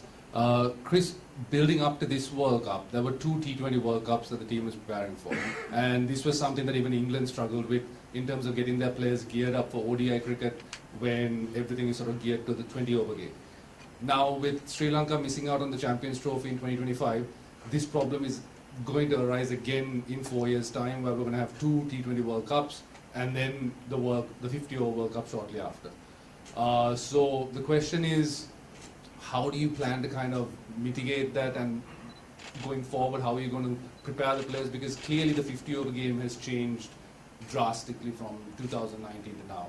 And by the time 2027 rolls around, with all the teams that are going to have the experience of playing more 50-over cricket for the 2025 Champions Trophy cycle, I just want to know, how do you propose to get these players playing for the 2 T20 World Cups, and as well as then just getting them ready for 50-over cricket? Yeah, I think it's a very fair question. I think you touched on, obviously there's been a lot of talk around the press with the England's preparation, and having been involved in that for a period of time, it was difficult, especially through COVID, when you have 2 teams playing alongside each other, so you're always sort of taking players from one to give to the other. But the fact is, we do face a problem moving forward, obviously to prepare the guys for the 50-over World Cup.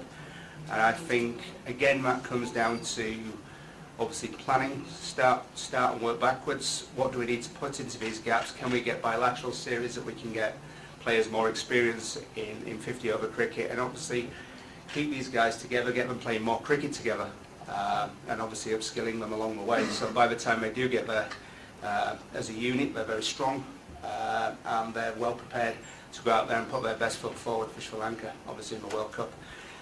But again, yes, just to reiterate, I think we're going to have to sit down, look at the schedules, and look at how do we get 50-over cricket into that schedule in whatever way, shape or form, so we do give these guys the best opportunity moving forward to do that. And like I say, that will come down to planning. සිංහලෙන්? Yeah. මම හිතන්නේ ඒක සාධාරණ ප්‍රශ්නයක්. මොකද අපිට තිබ්බ ප්‍රශ්නය ඇවිල්ලත් මේ ලෝකුස්ලාන්ඩ් යන්න ඉස්සෙල්ලා අපි ක්‍රීඩා කරපු එක් දින තරග ප්‍රමාණය අඩුවක් තිබ්බා. ලොකු වෙනසක් තියෙනවා T20 ක්‍රිකට් සෙල්ලම් කරන විදිහයි එක් දින තරග සෙල්ලම් කරන විදිහයි ක්‍රීඩකයන්ගේ මානසිකත්වයත් ඒ කුසලතාවයන් වලිනුත්. ඉතින් අපි ඉදිරියට මේ ප්‍රශ්නෙම අපිට එන්න පුළුවන්. මොකද T20 ලෝකුස්ලාන්ඩ් දෙකක් තියෙනවා මේ අතරතුර ඒ ඊළඟ ලෝකුස්ලාන්ඩ් ඉස්සෙල්ලා. ඉතින් අපි බලන්න ඕනේ අපිට චැම්පියන්ස් ට්‍රෝෆි එකත් නැති වෙච්ච එක අපි කොහොමද අපේ FTP එකට වැඩිපුර එක් දින තරඟ යොදාගන්නේ, ඒ අනික් කණ්ඩායම් එක සෙල්ලම් කරන්නේ, අපේ ඩොමෙස්ටික් ක්‍රිකට් එකේ අපි වැඩිපුර අවධානයක් යොමු කරන්න ඕනේ අපේ එක් දින තරඟ සෙල්ලම් කරන්නේ අපි කොහොමද කියන එක. අපිට ආවේනික වෙච්ච ක්‍රීඩා රටාවක් අපි හදා ගන්න ඕනේ. ඒක ඉතාමත් වැදගත්. අපේ ඉන්න ක්‍රීඩකයන්ගේ දක්ෂතාවයන් එක්ක ඒ රටාව මොකක්ද කියන එක අපි හඳුනා ගන්න ඕනේ. ඒ හඳුනා ගැනීමත් එක්ක ඒ ක්‍රීඩකයන්ගේ ආදේශ කළ යුතුයි ඉදිරියට. ඒ අනුව තමයි අපිට චිතයක් ඒ වගේම සංයුතියක් හදාගන්න වෙන්නේ. ඉතින් ක්‍රිස් කිව්වා වගේ අපි මේ ලෝක කුසලානේ මොනවද උනේ කියන එක අපි සාමාන්‍යයෙන් සාකච්ඡාවක් කරනවා වුණු කරුවනේ හැමෝමත් එක්කම. ඊට පසුව අපි වාර්තාවක් ලබා දෙනවා ක්‍රිකට් ආයතනයට. ඒ අනුව එක වාඩි වෙලා අපි බලන්න ඕනේ ඉදිරියේදී අපේ පළවෙනි අවුරුද්දේ ඊළඟ අවුරුදු දෙක ඊළඟ සයිකල් එකට අපි කොහොමද සැලැස්මල් හදන්නේ කියලා. ඒ අනුව තමයි අපිට අපේ කණ්ඩායමේ එක්දින කණ්ඩායමත් T20 කණ්ඩායමත් ඒ වගේම අමතක කරන්න අරගයි අපිට ටෙස්ට් කණ්ඩායමක් තියෙනවා ආයිත් අවුරුදු දෙක සයිකල් එකක් තියෙනවා ටෙස්ට් චැම්පියන්ෂිප් එකට. ඒක අපි කොහොමද කරන්නේ කියලා මොකද ඒකත් මම දැන් රෑන්කින් 10 හිටිය අවුරුදු දෙකකට ඉස්සෙල්ලා අපි ගිය අවුරුද්දේ අපිට එක සීරීස් එකක් කියන අවසාන නවසීලන්ත සීරීස් එක අපි 1.0කින් ජයග්‍රහණය කරා නම් අපි ඒ ටෙස්ට් ෆයිනල් එක සෙල්ලම් කරනවා. මම දැන් අපේ කණ්ඩායම බොහෝ දුරක් ඇවිල්ලා තියෙනවා. ඉතින් ඒක තමද කරන්න අරකයි ටෙස්ට් කණ්ඩායමත් අපි කොහොමද ඒ කන්සිස්ටන්සි එක තියාගන්නේ අපි කොහොමද ඒකත් ඉදිරියට ගෙනියන්නේ නව ක්‍රීඩකයන් කොහොමද ඒකට ආදේශ වෙන්නේ අන්න ඒ ගැනත් අපි ඉස්සරහට හිතන්න ඕනේ හැම දෙයක් ගැනම අපිට සැලසුමක් තියෙන්න ඕනේ ධනාත්මක සැලසුමක් අපි කොහොමද ඉදිරියට යන්නේ කියලා. මම නාරද නිවුස් ෆස්ට් වෙනුවෙන් මම මහේලට සහ කැප්ටන් කුසල්ට තමයි මේ ප්‍රශ්න දෙක විමගන්නේ. අපේ ඕපනින් පාර්ට්නර්ෂිප් එක මේ වර්ල්ඩ් කප් එක පුරා හොඳට තිබුණේ නැහැ. අපි දැක්කා දිමුත් සහ කුසල් ජනේ මාරුවට සෙල්ලම් කරනවා මැච් වල. ඇයි ඒ කම්ෆර්ටබල් එකක් තිබුණේ නැතුව ඒ දෙන්න මාරු සෙල්ලම් කරලා අපිට ඒ චේන්ජ් එකට යන්න බැරි වුණේ. සහ මම මහේලගෙන් විශේෂයෙන්ම අහනවා ධනංජය සිල්වා කියන ක්‍රීඩකයා ඔහුට ක්‍රීඩා කරන තැන ඔහුගේ ක්‍රිකට් අනාගතයට කොහොම බලපායිද ඔබ විශ්වාස කරනවද ඒ ඔහු ක්‍රීඩා කරන තැන ඔහුට දිගටම සෙල්ලම් කරන්න පුළුවන් ඔහුට හොඳ ගමනක් තියෙනවා කියලා. ඇයි අපි ධනංජය සිල්වාගේ ක්‍රීඩකෙක් ඔහු අපි දැකලා තියෙනවා ඕපන් සෙල්ලම් කරනවා. ඇයි ඒ වගේ එකක් චේන්ජස් එකක් ගියේ නැත්තේ කියලා දැනගන්න කැමතියි. පළවෙනි ප්‍රශ්නයට මම උත්තර ලබා දෙනවා නම් මම කියන්න කැමති කුසල් ජනිතෝයි පැතුම් නිස්සංග තමයි අපේ පළවෙනි මැච් ඉඳන් ඕපන් කරන්න හිටියේ. ඉතින් මොකද පැතුම් කියන පුද්ගලයා ක්වොලිෆයි ඉඳන් දිගටම අන්තිම අවුරුදු එකමාර දෙක ලකුණු අතර හිටියා. ඉතින් ඕපනින් එක් විදියට. ඉතින් කුසල් අයියා ඉන්ජරි එකක් වෙලා ආවේ. එයා අපිත් එක්ක නිව්සීලන්ත නිව්සීලන්ත ටූර් එකට තමයි සහභාගී වුණේ. ඒකෙදි එයා ඒ තරඟයේදී ලකුණු අතර හිටියා. ඉතින් අපිට ප්ලෑන් එකක් තිබ්බා ඒ දෙන්නගේ රෝල් දෙක වෙනස්. පැතුම් නිස්සංග කියන පුද්ගලයා ලකුණු අපි යාට රෝල් එක දුන්නේ ඕවර්ස් වැඩි ප්‍රමාණයක් සෙල්ලම් කරන්න. කුසල් අයියාගෙන් අපි බලාපොරොත්තු වුණේ මැච් එක වෙලාවේ හැම මැච් එකේදීම එයාට තිබ්බේ ඇටැකින් ප්ලේ කෙනෙක්. ඉතින් අපි ඒ රෝල් දෙකක් ඒ දෙන්නට දුන්නේ. ඉතින් කොහේ වෙලාවකත් අපිට කියන්න අමාරුයි ඒ දෙන්නම ඕවර්ස් හැම මැච් එකේම ලකුණු අතර ඉන්නවා කියන එක. ඉතින් ඒගොල්ලන් එක්කෙනෙක් හැම මැච් එකේම ඒගොල්ලන්ගේ උපරිම කරා. ඉතින් දෙන්නටම කරන්න අමාරුයි. මම හිතන්නේ කිසිම කණ්ඩායමක හැම මැච් එකේම ඕපනර්ස් දෙන්නම ලකුණු ගහනවා කියන එක. ඉතින් ඒ දෙන්න මැච් එකෙන් මැච් එකට දෙන්න පර්ෆෝම් කරා. ඉතින් පැතුම් එක මැච් එක විකට් එකේ ලකුණු ගැහුවත් අනිත් මැච් එකේ පැතුම් අවුට් වුණත් කුසල් අයියා මේ මැච් අපිට ලකුණු ලබා දුන්නා. ඉතින් අපි ඒක කුසල් අයියා මැච් කීපයක් ෆේල් වුණාට පස්සේ තමයි අපි දිමුත් අයියා දණ්ඩ ගෙනාවේ. දිමුත් අයියා කියන්නේ අපි ක්වොලිෆයි දසුනේ නායකත්වයේ ක්වොලිෆයි වලදී සහභාගී වුණ දිමුත් අයියා. ඉතින් දිමුත් අයියා අපි එක්කන් ගියා එක්ස්පීරියන්ස් ඉන ප්ලේයර් කෙනෙක්. එයා අපිට අවශ්‍ය වෙලාවෙදී අපි කිව්ව විදියට අපිට ක්වොලිෆයි වලදී අපිට එයා රෝල් එක කරලා දුන්නා. ඉතින් ඒක නිසා එයා ඒ දේ කරපු නිසා එයාට ඒ කරන්න හැකියාව තියෙන නිසා තමයි අපි වර්ල්ඩ් කප් එක අපේ සිලෙක්ටර්ස්ලා කෝචර්ස්ලා යාව ගිනන තීරණය කළා තිබ්බේ. ඉතින් අපිට එයාගෙනුත් රෝල් එක අපි කියලා දීපුවා මොකක්ද අවශ්‍ය රෝල් එක කියන එක. ඉතින් කුසල් අයියට අපි රෙස්ට් එකක් දෙන්න ඕනි හින්දා තමයි මැච් දෙක තුනක් ෆේල් වෙන හින්දා තමයි දිමුත් අයියා තන්ට ගෙනාවේ. ඉතින් මම හිතන්නේ අපිට මම කලින් කිව්වා අපිට ඕස්ට්‍රේලියා තරඟයේදී ඕපනින් පෙයාර් එක හොඳටම අපිට සෙල්ලම් කරලා දුන්නා. ඉතින් අපේ මිඩල් টොප් ඕඩ් එකයි මිඩ් ලෝඩ් එකයි හවුදර කරපු නැති හින්දා තමයි අපිට ඒ තරඟයේදී අපිට වැඩි ලකුණු ප්‍රමාණයක් ලබා ගන්න බැරි වුණේ. ඉතින් මම ඒ දෙන්නගෙන් වැරද්දක් දකින්නේ නැහැ. මොකද අපි ඒගොල්ලන්ට දීලා තියෙන රෝල් එක වෙනස් තුන් දෙනාටම. ඉතින් ඒ තුන් දෙනාටම දීලා තියෙන රෝල් එක තුන් විදියක් නිසා අපිට අවශ්‍ය දේ ඒ මැච් එකේදී තුන් විදිහකට හම්බුණා. ඉතින් මම හිතනවා ඒකදී අපිට ඉස්සරහට කතා කරන්න වෙයි කොහොමද ඒක වෙනස් කරනවද ඒ විදිහටම යනවද කියන එක. ඉතින් මේ වර්ල්ඩ් කප් එකේදී ඒ තුන් දෙනාගෙන් බලාපොරොත්තු දෙයක් මට ලැබුණා. හැම තරගෙ නැති වුණත් තරඟ කිහිපකදී මට ඒ දේ ලබා ගන්න පුළුවන් වුණා. මේ ප්‍රශ්නේ මුක කරන්නේ ධනුෂ් බන්දරයි මේ මහේලගේ උත්තරයක් තියෙනවා ඊට පස්සේ අපි ප්‍රශ්න. ඔව් මගේ ධනංජය ගැන අහුවා ඊට ඉස්සෙල්ලා මම ඉස්සෙල්ලත් මට ප්‍රශ්නයක් අමතක වුණා ඔය කුසල්ගේ දිමුත්ගේ එකක් ඇහුවයි චේන්ජ් කරේ කියන එක ටූර්නමන්ට් එක මැද කුසල් මම හිතන්නේ හොඳට එක්ස්ප්ලেইন කරා අපි ඒ ක්‍රීඩකයන් දෙන්නගෙන් අපි ලබන්න බලාපොරොත්තු වෙන්නේ මොකක්ද කියන එක කුසල් මෙතන ඉන්නවා මම අපි කුසල් එක්ක සාකච්ඡා කරා මොකද ඔහුට අර ඕස්ට්‍රේලියා මැච් එකේ සෙල්ලම් කරත් ඔහුට හොඳ රිද්ම් එකක් තිබ්බේ නැහැ ඒ අවශ්‍ය කරන දේ අපිට ලබා දෙන්න විශේෂයෙන්ම අපිට රෑ බැට් කරද්දී පන්දුව දෝලනය වෙන ප්‍රමාණය වැඩි වුණා තරඟ කිහිපයකදී ඒ අනුව තමයි අපි තීරණයක් ගත්තේ කුසල් එක්කත් කතා කරලා ඒ අවස්ථාවේදී අපි දිමුත්ව ආදේශ කරනවා කියලා මොකද අපිට උණා තිබ්බා ඒ උඩ වැටෙන විකට් එක නවත්ත ගන්න. ඒ අනුව අපි තරඟ දෙකකට ආදේශ කරා කළා ඒ අපි කරපු දේ එතන හරි ගිපු නැතිනම් අපි නැවතත් කුසල්ට ගියා ඒ තරඟ දෙක විවේකයේ දීලා ඉවර වෙලා. ඒ අනුව තමයි අපි සැලැස්මක් හැදුවේ. මම දකින්නේ ඒකේ වැරද්දක් අපි සංචිතයක් හදන්නේ ඒ අනුව අපේ සැලැස්ම වෙනස් වෙනවා. ඒක එකක්. ධනංජයට ප්‍රශ්නෙට මම දන්නේ DDS අන්තිම අවුරුදු 4 ගත්තොත් මම දන්නේ තැන් 7ක වගේ බැට් කරලා තියෙනවා කණ්ඩායම වෙනුවෙන්. ඉතින් මේ තේරීම් කමිටුවත් එක්කත් ඔහු සාකච්ඡා කරා ඌට නිශ්චිත තාණය ඕනේ කියන එක.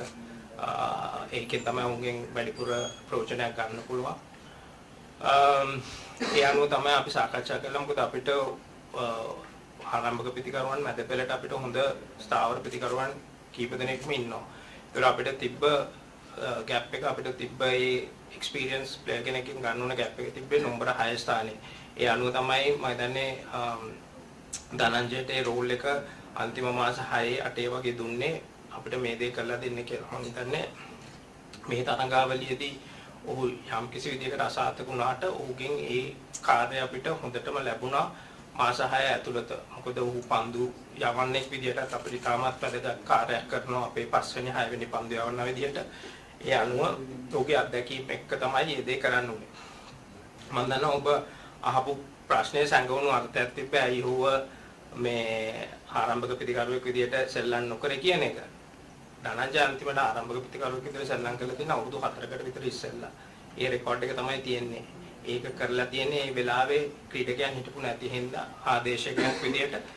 ඉතින් ඊට පස්සේ අපිට ආරම්භක පිටිකරුවෝ ඇවිල්ලා හොඳට සෙල්ලම් කරලා තියෙනවා. ඒ අනුව තමයි සමහරක් වෙලාවලට අපිට අර අත්දැකීම් තියෙන ක්‍රීඩකයන් යොදා ගන්න වෙනවා අපිට අවශ්‍යම ස්ථානවලදී. අනුව තමයි එතකොට හිටපු තේරීම් කමිටුවත් ඊට පස්සේ ආපු තේරීම් කමිටුවත් ඒ මැනේජ්මන්ට් එකත් ඒ තීරණ ගත්තේ. ඉදිරියට යද්දී මම හිතන්නේ ධනංජය ජ්‍යෙෂ්ඨ ක්‍රීඩකෙක් අපිට ඌත් එක්ක සාකච්ඡා කරලා අනිත් ක්‍රීඩකයන් එක්ක සාකච්ඡා කරලා ඊළඟ සයිකල් එකේදී අපි ඔහුට සුදුසුම තැනක් දීලා ඌගෙන් උපරිම ප්‍රයෝජනයක් ගන්න බලාපොරොත්තු වෙනවා. මම හිතන්නේ ඒව තමයි අපේ ඉදිරියට යන සැලැස්ම. ඒ අනුව තමයි අපිට සංචිතය සංයුතිය හදා ගන්න වෙන්නේ. තව ක්‍රීඩකයන් බොහෝ දෙනෙක් ඉන්නවා අපේ සැලැස්මවල වල ඉදිරියේදී අපිට යොදා ගන්න පුළුවන්. ඒ අනුව අපිට පුළුවන් ඒගොල්ලත් එක්ක කතා කරලා ඔවුන්ට සුදුසුම ඔවුන් කැමැතිම තැන්වල ඔවුන්ව ආදේශ කරගෙන අපිට ඒ සැලැස්මවල හදාගෙන යන්න ඉදිරියට. මම හිතනවා මේ ප්‍රශ්නෙට ඔබට ඒ පිළිතුර ලැබුණා කියලා. දර්ශන මේ ප්‍රශ්නේ ඔබට යොමු කරන්න හිටපු නායකයා හැටියට ඔබ කණ්ඩායමට නායකත්වය දෙන්නේ 20යි 20 තරඟ මුලින්. ඒ හොඳට කරන නිසා ඔබට එක් දින තරඟාවලියක් ලැබෙනවා. හැබැයි මේ IPL තරඟ පැවැත්වෙන්නේ ලෝක කුසලානයට පෙර ආතුව ඔබට මතක ඇති. පසුගිය තරඟයේදී ටෙස්ට් චැම්පියන්ෂිප් එක ගන්න යන්නේ IPL ගහලා තමයි ඉන්දියා කණ්ඩායම. කිසියම් විදිහකින් මේ LPL තරඟාවලියේ බලපෑමක් තිබෙනවාද ලෝක කුසලානයකට හෝ යම් කිසි එක් දින තරඟාවලියකට යාමට පෙර ආතුව පැවැත්වීමේදී. ඒ වගේම කණ්ඩායමක් හැටියට කණ්ඩායමට ක්‍රිකට් පාලක මණ්ඩලයෙන් කිසියම් කුඩම් වගේ සැලකීමක් සිදු වෙනවාද අඩුපාඩුකම් තියෙනවාද කියන එක දැන ගැනීමට කැමැති. මන්ද නොසිතූ විදියට අදගෙන වැටෙනවා බොහෝ දුරට ආසියානු තනතිරු වල ශ්‍රී ලංකා කණ්ඩායම 1996 මා දකින හැටියට දිනන්නේ ආසියානු තනතිරුක නිසා. මහේල නායකත්වයේ දරුවා 2007 දී බටහිර ඉන්දියාවකදී ඒ වගේම තනතිරු තමයි. ඒ වගේම 2011 අවසන් මහා තරඟයට එන සංඝගේ නායකත්වයෙන් ආසියානු කුසලාන ආසියාතික තනතිරු වෙන. මේ තනතිරුත් ආසියාතික තනතිරු. බලපෑමක් සිදු වෙනවද මේ 2020 තරඟ රටාව? ඇත්තටම මම හිතන්නේ LPL තරඟාවලියෙන් බලපෑමක් සිදු වුණේ නැහැ. මොකද අපි බලාපොරොත්තු වෙන්නේ ක්‍රීඩකයන්ගේ රිද්මය ලබා ගැනීමේ තරඟාවලියක් ක්‍රීඩා කිරීමෙන්. ඉතින් මම හිතන්නේ IPL වගේ තරඟාවලියක් ගත්තාම ඒකෙන් පස්සෙත් ඒගොල්ලෝ ගිහිල්ලා ටෙස්ට් චැම්පියන්ෂිප් ක්‍රීඩා කරා. ඉතින් මම හිතන්නේ අද වෙනකොට ලෝකයේ තියෙන ක්‍රිකට් එක හැඩගැසිලා තියෙන මේ විදිහට. ඉතින් අපිට ඕන විදිහට ක්‍රිකට් ගහන්න බෑ. මොකද ෂෙඩියුල් දාගන්නේ කලින්. අනික අපි LPL එකෙන් පස්සේ ආසියානු කුසලානේ කලින් සඳහන් කර ආකාරයට ක්‍රීඩා කරා. ඉතින් මම හිතන්නේ ඒකේ කිසිම ප්‍රශ්නයක් නෑ ඒ වගේ තරඟාවලියක් ක්‍රීඩා කරන එක ගැන. ඒ වගේම අපිට ක්‍රීඩකයන් විදිහට කුසල් මල්ලි සඳහන් කරා වගේ කිසිම බලපෑමක් කොතරකින්වත් ඉල්ල උනේ නෑ. හැම වෙලේම අපි ඉදිරිමත් කරා කණ්ඩායමක් විදිහට. මොකද සඳහන් කළ ආකාරයට පහුගිය අවුරුද්දක පුරාවටම අපි හොඳින් ක්‍රීඩා කරා. යම්කිසි දැක්මක් ඇතුව කණ්ඩායමක් ඉදිරියට යන්නේ කොහොමද කියන දැක්ම අනුව තමයි ක්‍රීඩා කරේ. මම හිතන්නේ ඇත්තටම ලෝකුසලානය අපිට හොඳට කරන්න උවමනාවක් තිබ්බා. ඉතින් අවාසනාවන්ත ලෙස 9 වෙනි ස්ථානයේ තමයි ඉවර කරන්න හැකි වුණේ. ඉතින් ඒ පිළිබඳව කනගාටු වෙනවා හිටපු නායකයා විදිහට. හොඳයි අපි තව ප්‍රශ්න 3කට අවසර දෙනවා. මම සුනෙත් ස්වාධීන රූපවාහිනී නිවුස්. පළමුවෙන් දැනගන්න ඕනේ ඔබතුමන්ලාගෙන් දැන් ක්‍රිකට් තහනම කරලා තියෙනවා මේ වෙන විට. මේ තහනමෙන් පස්සේ ක්‍රීඩකයන්ගේ ඉදිරි අනාගතය කොහොමද, ඉදිරියට පැවැත්වෙන තරඟවලට කොහොමද සහභාගී වෙන්න පුළුවන් කමක් තියෙනවද? කොහොමද මේ තහනමත් එක්ක කටයුතු කරන්නේ? ඒකම දැනගන්න ඕනේ දැන් වර්තමාන ක්‍රිකට් ආයතනයේ සභාපතිවරයා පිළිබඳ ගොඩක් ප්‍රශ්න තියෙනවා. ගොඩක් විවේචන තියෙනවා. ඔබතුමන්ලා යම් ආකාරයකින් එතුමාගේ සිරකාරයෝ වෙලා වගේ දින්නේ ඔබතුමන්ලා ඒ ගැන කතා කරන්නේ නැත්තේ? කාගෙන් ප්‍රශ්න අහන්නේ? නායකතුමාගෙන් අහන්න පුළුවන් නැත්නම් මහේලගෙන් අහන්න පුළුවන්?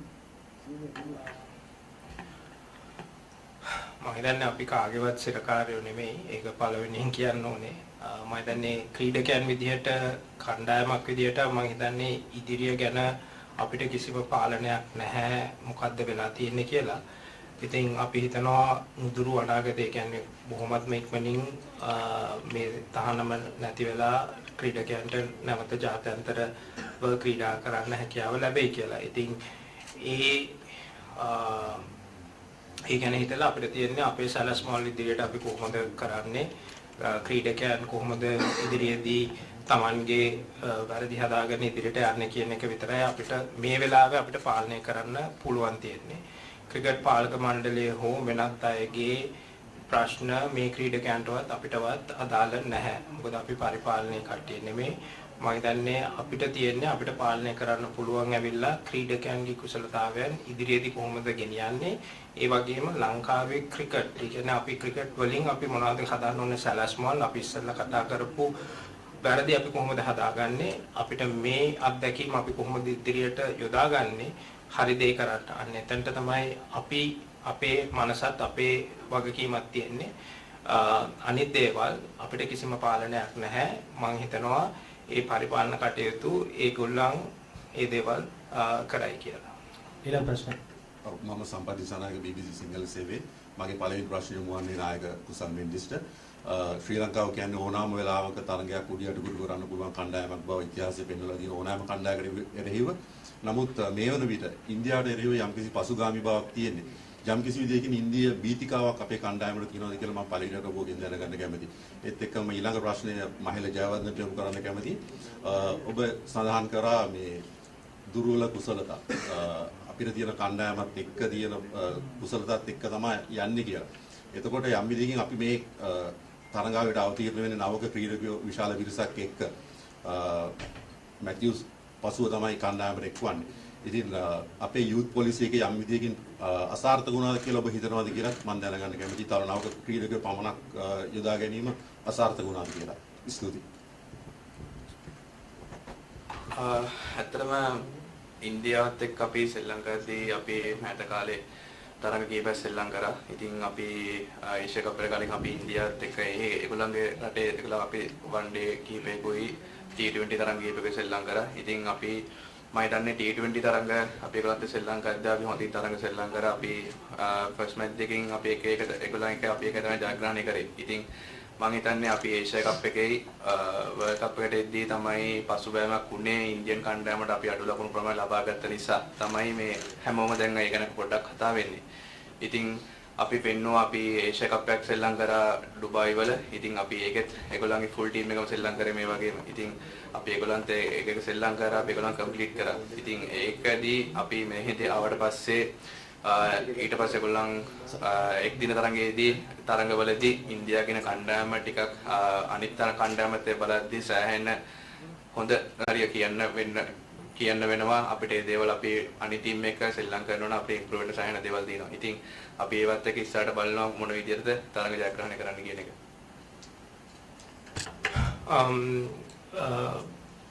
ආපු ප්‍රශ්නට ඒකේ අපි පොඩ්ඩක් ඉතිහාසයට යන්න ඕනේ ඒක විග්‍රහ කරන්න. මම දන්නේ අපි සාමාන්‍යයෙන් ලෝක කුසලානයක් ඒ කියන්නේ 50 over ලෝක කුසලානයකට අපි සලස්මල් හදන්න ඕනේ අවුරුදු 4කට ඒ සයිකල් එකට. ඉතින් 2019 ලෝක කුසලානට අපි ඉදිරිපත් වුණේ මම දන්නේ අත්දැකීම් තියෙන කණ්ඩායමක්. ඒ වගේම තරුණ ක්‍රීඩකයොත් මට මතක විදිහට කීප දෙනෙක් සෙල්ලම් කරා ඒ ලෝක කුසලාන තරඟේ. ඊට පස්සේ මම දන්නේ 2019 පස්සේ අපිට එතරම් හොඳ සැලැස්මක් තිබෙනවා අපි මේ 23 වර්ල්ඩ් කප් එකට කොහොමද සැලසුම් කරන්න කියලා. ඒකට හේතු කිහිපයක් තිබ්බා. එකක් ඇවිල්ලා කොවිඩ් ඉඳන් අපිට 2020 ගොඩක් තරඟ සෙල්ලම් කරන්න බැරි වුණා. 21 22 අපිට 20 ලෝක කුසලාන දෙයකට තමයි අපි වැඩි අවධානය යොමු කරේ. ඉතින් මේ සැලැස්මල් වල ජ්‍යෙෂ්ඨ ක්‍රීඩකයෝ දිගටම හිටියා. ඉඳලත් අපිට තිබ්බ win percentage එක බොහොම අඩුයි. ඉතින් ඒ අනුව තමයි තේරීම් කමිටුව තීරණයක් ගත්තේ අපි නවක ක්‍රීඩකයන් එක්ක ඉදිරියට ආයෝජනයක් කරනවා කියන එක. ඒ තුල ජ්‍යෙෂ්ඨ ක්‍රීඩකයොත් හිටියා. ඔවුන් සෙල්ලම් කරා. performances ගත්තොත් මට ඔළුව දැන්ට මට කියන්න අමාරු එකපාරට. නමුත් හොඳ performances තිබ්බා. උනට හොඳටම කරෙත් නැහැ. ඉතින් ඒ අනුව තමයි මේ තියෙන්නේ. මම දකින විදිහට නවක ක්‍රීඩකයන්ගේ ආයෝජනය වැරදි දෙයක් නෙමෙයි. මම හිතන්නේ මේක හොඳ ආයෝජනයක්.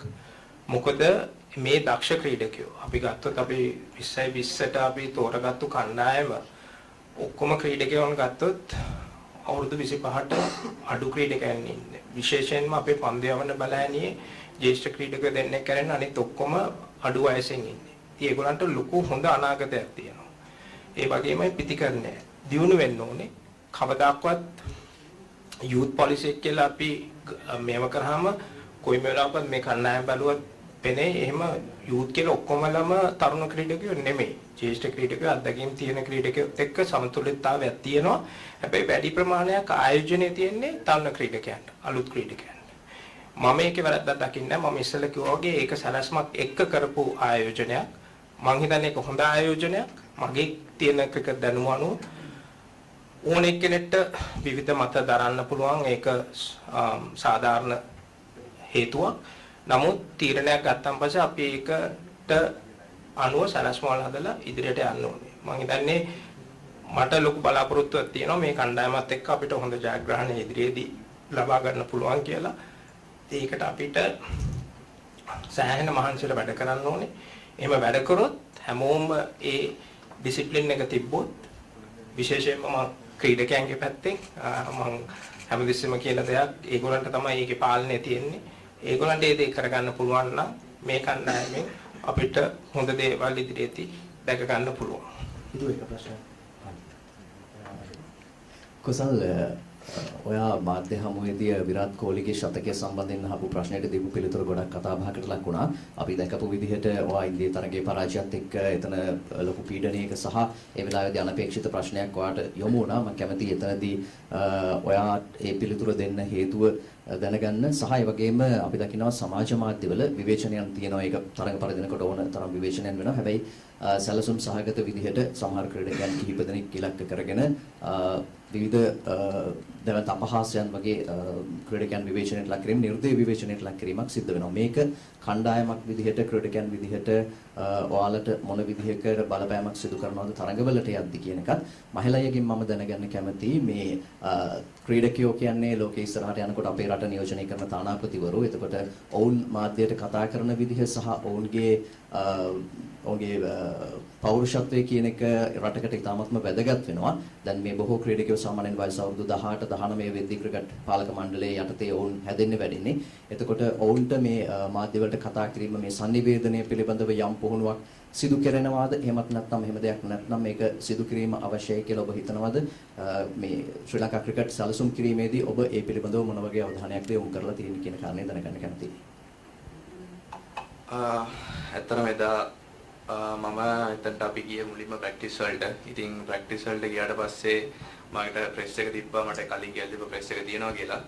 ඉතින් එතනට ගිහිල්ලා මම ගියේ ඊට පහුවෙන්ද තියෙන්නේ අපිට බංග්ලාදේශ තරඟාවලිය. ඉතින් මම එතනට ගියාට පස්සේ මම දැනන් හිටියේ නැහැ විරාට් කොහ්ලිලා කොච්චර ලකුණු ප්‍රමාණයක් ලබාගෙන ඉන්නවද මැච් එකක් තියෙනවා කියලා මම දන්නවා. ඒත් මම ඒක ලකුණු 100ක් ලබා ගත්තද කොච්චර ප්‍රමාණයක් ලබාගෙන හිටියද කියලා මම දැනන් හිටියේ නැහැ. ඉතින් එයා මගෙන් ඒ වෙලේ ප්‍රශ්නේ අහද්දී මට මුලින්ම ඇත්තටම මම බැලුවා මොකද්ද මෙයා මේ අහන්නේ කියන එක. මොකද මම ගියේ මගේ කණ්ඩායම වෙනුවෙනුයි බංග්ලාදේශ කණ්ඩායම වෙනුවෙනුයි අහන ප්‍රශ්න වලට උත්තර ලබා දෙන්න. ඉතින් ඒ වෙලාවේ ඇත්තටම මගේ කිව් එක වැරදි කියලා මම හිතනවා. මොකද ලකුණු 100 වල 49ක් අහනවා කියන එක ලේසි නැහැ. ඉතින් ඒක බැස්මන් ක්‍රීඩකෙක් විතර දන්නා කොච්චර අමාරු දෙයක්ද කියලා. ඉතින් මම ඇත්තටම මේ වෙලාවේ මට තේරුන්නේ නැහැ යා මොකක්ද ඒ දේ අහන්නේ කියලා එතන. මොකද මම ගියේ බංග්ලාදේශ අපේ කණ්ඩායමේ ප්‍රෙස් එකට. ඉතින් මම ඇත්තටම ඒ ගැන කතා කරද්දී මට අහන්න ලැබුණා. ඒ කියන්නේ සමහර අය මට ඇත්තටම ගොඩක් දේවල් කියලා තිබ්බා, පැනලා තිබ්බා. ඉතින් බැස්මනෙක් විදියට මම ඒ ගැන කනගාටු වෙනවා මම ඒ වෙලේ කිව්වෙක් ගැන. ඉතින් ඇත්තටම මොකද විරාට් කොහ්ලි කියන්නේ ලෝකයක්ම දන්න හැමෝම දන්නවා එයා කොච්චර හොඳ ප්ලේ කෙනෙක්ද කියලා. ඉතින් ඒ වෙලාවේ මම ඒ කිව්වේ එයාට විශ් කරන දේ කනගාටු වෙනවා. ඉතින් ඇත්තටම ඒ අරින්න මම හිතන්නේ මම අතන්ට ගියේ මගේ ඔළුවේ තිබ්බේ මට බංග්ලාදේශ තරඟාවලිය. ඉතින් මම අපේ මැච් කිහිපයක් පරිදා තිබ්බේ. ඉතින් ඉන්දියාවත් එක්කත් අපි කලින් මගෙන් ප්‍රශ්නයක් වගේ ඒෂියා කප් පරිදා තිබ්බා. ඒගොල්ලන්ත් එක්ක ඊට පස්සේ වර්ල්ඩ් කප් එක අඩු ලකුණු ප්‍රමාණයක් පරිදුනා. ඒ වෙලාවේ අර මටත් ඕනේ අපේ ටීම් එකේ ශ්‍රී ලංකා ටීම් එක දිනවන එක. ඉතින් මම කැමති නැහැ ඒගොල්ලොත් ඉන්දියන් ප්ලේයර්ස් අපේ එක කෙනා ගොඩක් පල්ලෙහාට දාලා කතා කරලා තිබ්බා කලින් මැච් වල. ඉතින් මම කැමති නැහැ නායකයා විදියට මගේ ටීම් එක පල්ලෙහාට දාලා කතා කරන කිසිම වෙලාවක මරට පල්ලෙහාට දානවට ටීම් එක පල්ලෙහාට දානවට. ඉතින් මට ඒ වෙලාවේ තිබ්බ ඉමෝෂනල් ඒකට තමයි මම ඒ වෙලාවේ උත්තර දුන්නේ. ඉතින් මම පස්සේ මට කියද්දී මට හිතුණා මම ඒක වැරද්දක් කිව්වේ කියලා. ඉතින් මම ඒක නැත්තර කනගාටු වෙනවා. ඇත්තටම ගොඩක් දේවල් ටීම් එකට මැච් පරිදිද්දී දිනද්දී හොඳ කියනවා පරිදිද්දී ටීම් එකට දේවල් කියනවා. ඉතින් මම දන්නවා ලංකාවේ හැමෝම බලන ක්‍රිකට් කියන ක්‍රීඩාව තමයි ලංකා හැම පුද්ගලයෙක්ම බලන්නේ ආසාවෙන්. ගොඩක් ඒගොල්ලන් හදවතින් ආදරය කරන ක්‍රීඩාවක් ක්‍රිකට් කියන්නේ. ඉතින් අපි පරිදිද්දී අපිට දේවල් කියන්නේ මම හිතන්නේ ගොඩක් වෙලාට ඒගොල්ලන්ගේ තියෙන දුකට තමයි ඒගොල්ලන් දේවල් කියන්නේ. ඉතින් මට අනිත් දේවල් අදාළ නැහැ. ඒ කියන්නේ බෝඩ් එකයි අනිත් ප්‍රශ්න ඒ දේවල් මට අදාළ වෙන්නේ නැහැ. ටීම් එකට අදාළ වෙන්නේ නැහැ. ඉතින් මට කියන්න තියෙන්නේ මාධ්‍යයට අපේ සෝෂල් මීඩියා වලට දාන දේවල් පුළුවන් නම් අපේ සවුතුර කරන වෙලාවට අපිත් එක්ක ඉන්න. ඒ කියන්නේ ප්ලේ කෙනෙක්ට වර්ධින වෙලාවට යාට පුළුවන් නම් හොඳ දේවල් දාන්න බලන්න. මොකද මට කලින් අවුරුදු දෙක තුන මටත් මේ දේම වෙලා තියෙනවා. මට සෑහෙන දේවල් මට බැලලා කරලා දාලා තිනවා. ඉතින් යම් ප්ලේ කෙනෙක්ට ඒක ගොඩක් හර්ට් වෙනවා මුල් කාලේදී ආවට පස්සේ. ඉතින් ඒක මාර අමාරුයි ඒකෙන් ගොඩ එන්න. මොකද සමහරට පාරේ යද්දිත් මට දේවල් ඇහිලා දින මට පිටස්සෙන් කියනවා. ඉතින් ඒ වගේ දේවල් නිතරම කතා වෙද්දී ප්ලේ කෙනෙක්ට උනත් ගොඩක් අමාරුයි වැටිච්චලා නැගිටින්න. ඉතින් මං හිතන්නේ අපේ ලංකාවේ මං හිතන විදියට මගෙනුත් අහලා තියෙන ප්ලේස්ලා ඇයි ඔයගොල්ලන්ට මෙච්චර බයින්නේ ඇයි මෙච්චර දේවල් දාන්නේ කියලා පිටරට ප්ලේස්ලා. ඉතින් ඒගොල්ලන් අපේ මේ දේවල් නැහැනේ අපිට කරන්නේ අපිව මොටිවේට් කරන එක කියලා. ඉතින් මං හිතනවා ඉස්සරහටත් අපි කවදාකවත් මැච් පරදින්න යන්නේ නැහැ ටීම් එකක් විදියට. අපි හැමදාම යන්නේ රට වෙනුවෙන් ශ්‍රී ලංකාන්න ටීම් එක වෙනුවෙන් තමන් වෙනුවෙන්. ඉතින් මුලින්ම අපි පළවෙනි තැන දෙන්න රට වෙනුවෙන්. ඉතින් අපි හැමදාම බලන්නේ කොහොමද තරඟ ජයග්‍රහණය කරන්න කියන එක. ඉතින් මං සියලු දෙනාම ඉල්ලන්නේ ටීම් එකෙන් අවශ්‍ය දේ මං නායකයෙකුට ඉල්ලන්නේ පුළුවන් තරම් අපිට උදව් කරන්න. අපි වැටිච්ච වෙලාවට අපේ හොඳ දේවල් අපේ විකට් ගත් දේවල් දිනවා බැස්මන් ලකුණු ගහපු දේවල් තියෙන වීඩියෝස් තියෙනවා ඒවා ෂෙයා කරන්න. පුළුවන් නම් අපිට හොඳ දේවල් කියන්නේ තමයි මම බලාපොරොත්තු වෙන්නේ. මයිල් අර සමහරවිට පොඩ්ඩක් ඉන්න විදුව අහපු ප්‍රශ්නෙට මේ මයිල් උත්තරයක් දෙන්න. නමුත් මයිලා අපි කියන්න ඕනේ ශ්‍රී ලංකා ක්‍රිකට් ආයත කොහොමත් ක්‍රීඩකයන්ට ඒ අවශ්‍ය දේවල් දෙනවා කියන එක මතක් කරන්න ඕන. කුසල් ඒ වගේම අනිකුත් ක්‍රීඩකයන්ට දන්නවා. ඔව් මම හිතන්නේ සාධාරණ ප්‍රශ්නයක් ඇහුවේ අලුත් ක්‍රිකට් ඒ කියන්නේ ඒ සංස්කෘතියත් එක්ක අනිවාර්යයෙන්ම ඒ අවශ්‍ය කරන උදව් ලැබෙන්න ඕනේ. හැබැයි මම හිතනවා අපිට ඊට වඩා දෙයක් ක්‍රීඩකයන්ට තවත් කරන්න පුළුවන් කියලා. අපි ඉස්සෙල්ලක වගේ අපේ කුසලතාවයන් වල දුර්වලතා තියෙනවා. ඒව හදා ගන්නවා වගේම අපේ අනිත් දුර්වලතාවෙනුත් අපි හදා ගන්න ඕනේ. මොකද මම ක්‍රීඩා කරපු කාලේ මට මතකයි ක්‍රීඩකයෝ කඩලු 3ක් අරගෙන ඊළඟ 2 ගන්න නැතුව බෝල් කරපු කාලෙකුත් තිබ්බා. මොකද මෑන් ඔෆ් ද මැච් ගිහිල්ලා ඒ අවෝඩ් එක ගන්න කතා කරන්න බැරි. අපි එහෙම සංස්කෘතියක තමයි අපි හැදුනේ වැඩුනේ. ඉතින් මේ සංස්කෘතිය අපිට සමාජ මාධ්‍ය සංස්කෘතියක් එච්චර තිබ්බේ නැහැ. ඉතින් ඒ තුලින් අපි විවිධ දේවල් තුලින් මේ ක්‍රීඩකයන්ව දෙරිගන්නවා ඒ මේවා කරන්න. මේ ඉන්න පරපුර සමාජ මාධ්‍ය හරියටම හසුවන්න තාම දැනුවත්කමක් නැති කට්ටිය. මොකද ඔවුන්ගේ මුලින් ඒගොල්ලෝ ක්‍රීඩා කරන්න පටන් ගත්තී මේ සමාජ මාධ්‍ය තිබ්බේ නැහැ. දැන් තමයි ඒක ඇවිල්ලා තියෙන්නේ. ඉතින් ඒගොල්ලෝ ඒ දේ කොහොමද හසුරවන්නේ? මානසිකව ඒගොල්ලොන්ට ඒ බලපාන දේ කොහොමද ඔවුන්නේ හරි විදිහට ධනාත්මකව ගන්න කියන එකත් ඉගෙන ගන්න කට්ටිය. ඉතින් ඔයගොල්ලන්ගෙනුත් අත්තරදීම් වෙනවා. ඉදිරියට එන ක්‍රීඩකයන් සමාජ මාධ්‍ය තුලින්ම ආපු කට්ටියක් වෙන්න පුළුවන්. ඒතකොට ඒගොල්ලන්ට අර එන්නතක් දුන්නා වගේ ඒකෙන් කිසිම බලපෑමක් වෙන එකක් නැහැ. මොකද ඒක ඒගොල්ලෝ හැදලා වැඩලා තියෙන්නේ මාධ්‍ය තුල. ඉතින් ඒවත් ක්‍රිකට් වලට බලපානවා. ඉතින් මම හිතන්නේ අපි මේ හැම දෙයක්ම අපි කොහොමද උගන්වන්නේ? ඒ වගේම අපි හරි දේ කොහොමද ගන්නෙ? වැරදි දේවල් අපි හදාගන්නේ කොහොමද? මම දන්නේ ක්‍රිකට් ප්‍රේක්ෂකයන් විදියට සමාජ මාධ්‍ය තුල වෙන දේවල් මම හැම දෙයක්ම පිළිගන්නේ නැහැ. නමුත් ඒක තමයි යථාර්ථය. ඉතින් අපි පුරුදු වෙන්න ඕනේ ඒක අපි කොහොමද ධනාත්මකව අපේ ජීවිතවලට යොදාගන්නේ කියන එක. ඒ අනුව අපි හැඩගැස්සෙන්නේ කොහොමද කියන එක. ඒක ඉතාමත් වැදගත්. ඉතින් ඒකත් අපි ක්‍රීඩකයන්ට පුළුවන් තරම් ඒ අවශ්‍ය උපදෙස් දීලා ඒ දිරිගැන්වීම් කරන්න ඕනේ. ඉතින් රටක් විදිහට කණ්ඩායමක් විදිහට ජාති කණ්ඩායමක් විදිහට මම කියන්නේ හැමතිස්සෙම ධනාත්මකව බලන්න අපි කොහොමද අපේ වැරදි හදාගෙන ඉදිරියට යන්නේ කියන එක. මදුෂ්ක ප්‍රශ්නෙන් අපි මහේල පොඩ්ඩක් sorry මහේලා මම හිතන්නේ මේක මම මේ අන්තිම ප්‍රශ්නේ පොඩ්ඩක් positives ගැන තුන් දෙනෙක් ඉන්නවා. දිල්ෂා මදුසංක, සතිර සමරවික්‍රම, පැතුම් නිසංක. පැතුම් නිසංක ODI පටන් ගන්නකොට මම හිතන්නේ පළවෙනි ඉනිං 10 ලකුණු 10ක්වත් ගහලා තිබ්බේ නැහැ. හැබැයි ඒකට සිලෙක්ටර්ස්ලා ෆුල් ෆේත් එක දුන්නා. දැන් ඒකට රිවෝඩ් එක තියෙනවා. ඉතින් පොඩ්ඩක් කතා කරන්න පුළුවන්ද ඒ ප්ලේයර්ස්ලා තුනයි නැත්නම් වෙන ප්ලේයර්ස්ලා ඉන්නවා නම් කොහොමද ඉම්ප්‍රූව් වෙලා තියෙන්නේ මේ වර්ල්ඩ් කප් එකෙන් පස්සේ? මම අකමැතිම දෙයක් තමයි ටීම් එකක් ඉස්සරහා තනි ක්‍රීඩකයන් ගැන කතා කරන එක. නමුත් අහපු ප්‍රශ්නට උත්තර දෙනවා නම් ඔව් දිල්ෂාන්, පැතුම්, සදීර අපි විශේෂයෙන්ම සදීර අලුතෙන්ම ආදේශ කරපු ක්‍රීඩකෙක් කණ්ඩායමට ඔහුට ලොකු වගකීමක් තිබ්බා ඒ මැද පෙළ මේ ක්‍රීඩා කරන විලාසය ගැන. ඒක අහන ටෙම්පෝ එක ගැන මම හිතන්නේ අපි ඉන්දියාවේදී උත් එක්ක ගොඩක් වැඩ කරා ඔහුගේ ක්‍රීඩාව තව ඉදිරියට කොහොමද දියුණු කරන්නේ කියලා. ඒ අනුව ඔහු ගොඩක් හොඳට හැඩගැස්සුණා. ඒ වගේම ඔහු අතින් වැරදිත් වුණා. ඒවා වැරදි හදාගෙන ඉදිරියට යන්න ඕනේ. පැතුම් ගැන මම හිතන්නේ කියන්න දෙයක් නැහැ. අපි හැමෝම දන්න දෙයක්. එයාට ලොකු දක්ෂතාවයක් තියෙනවා. ඔහු දන්නවා ඔහුගේ දුර්වලකම් මොනවාද කියන එක.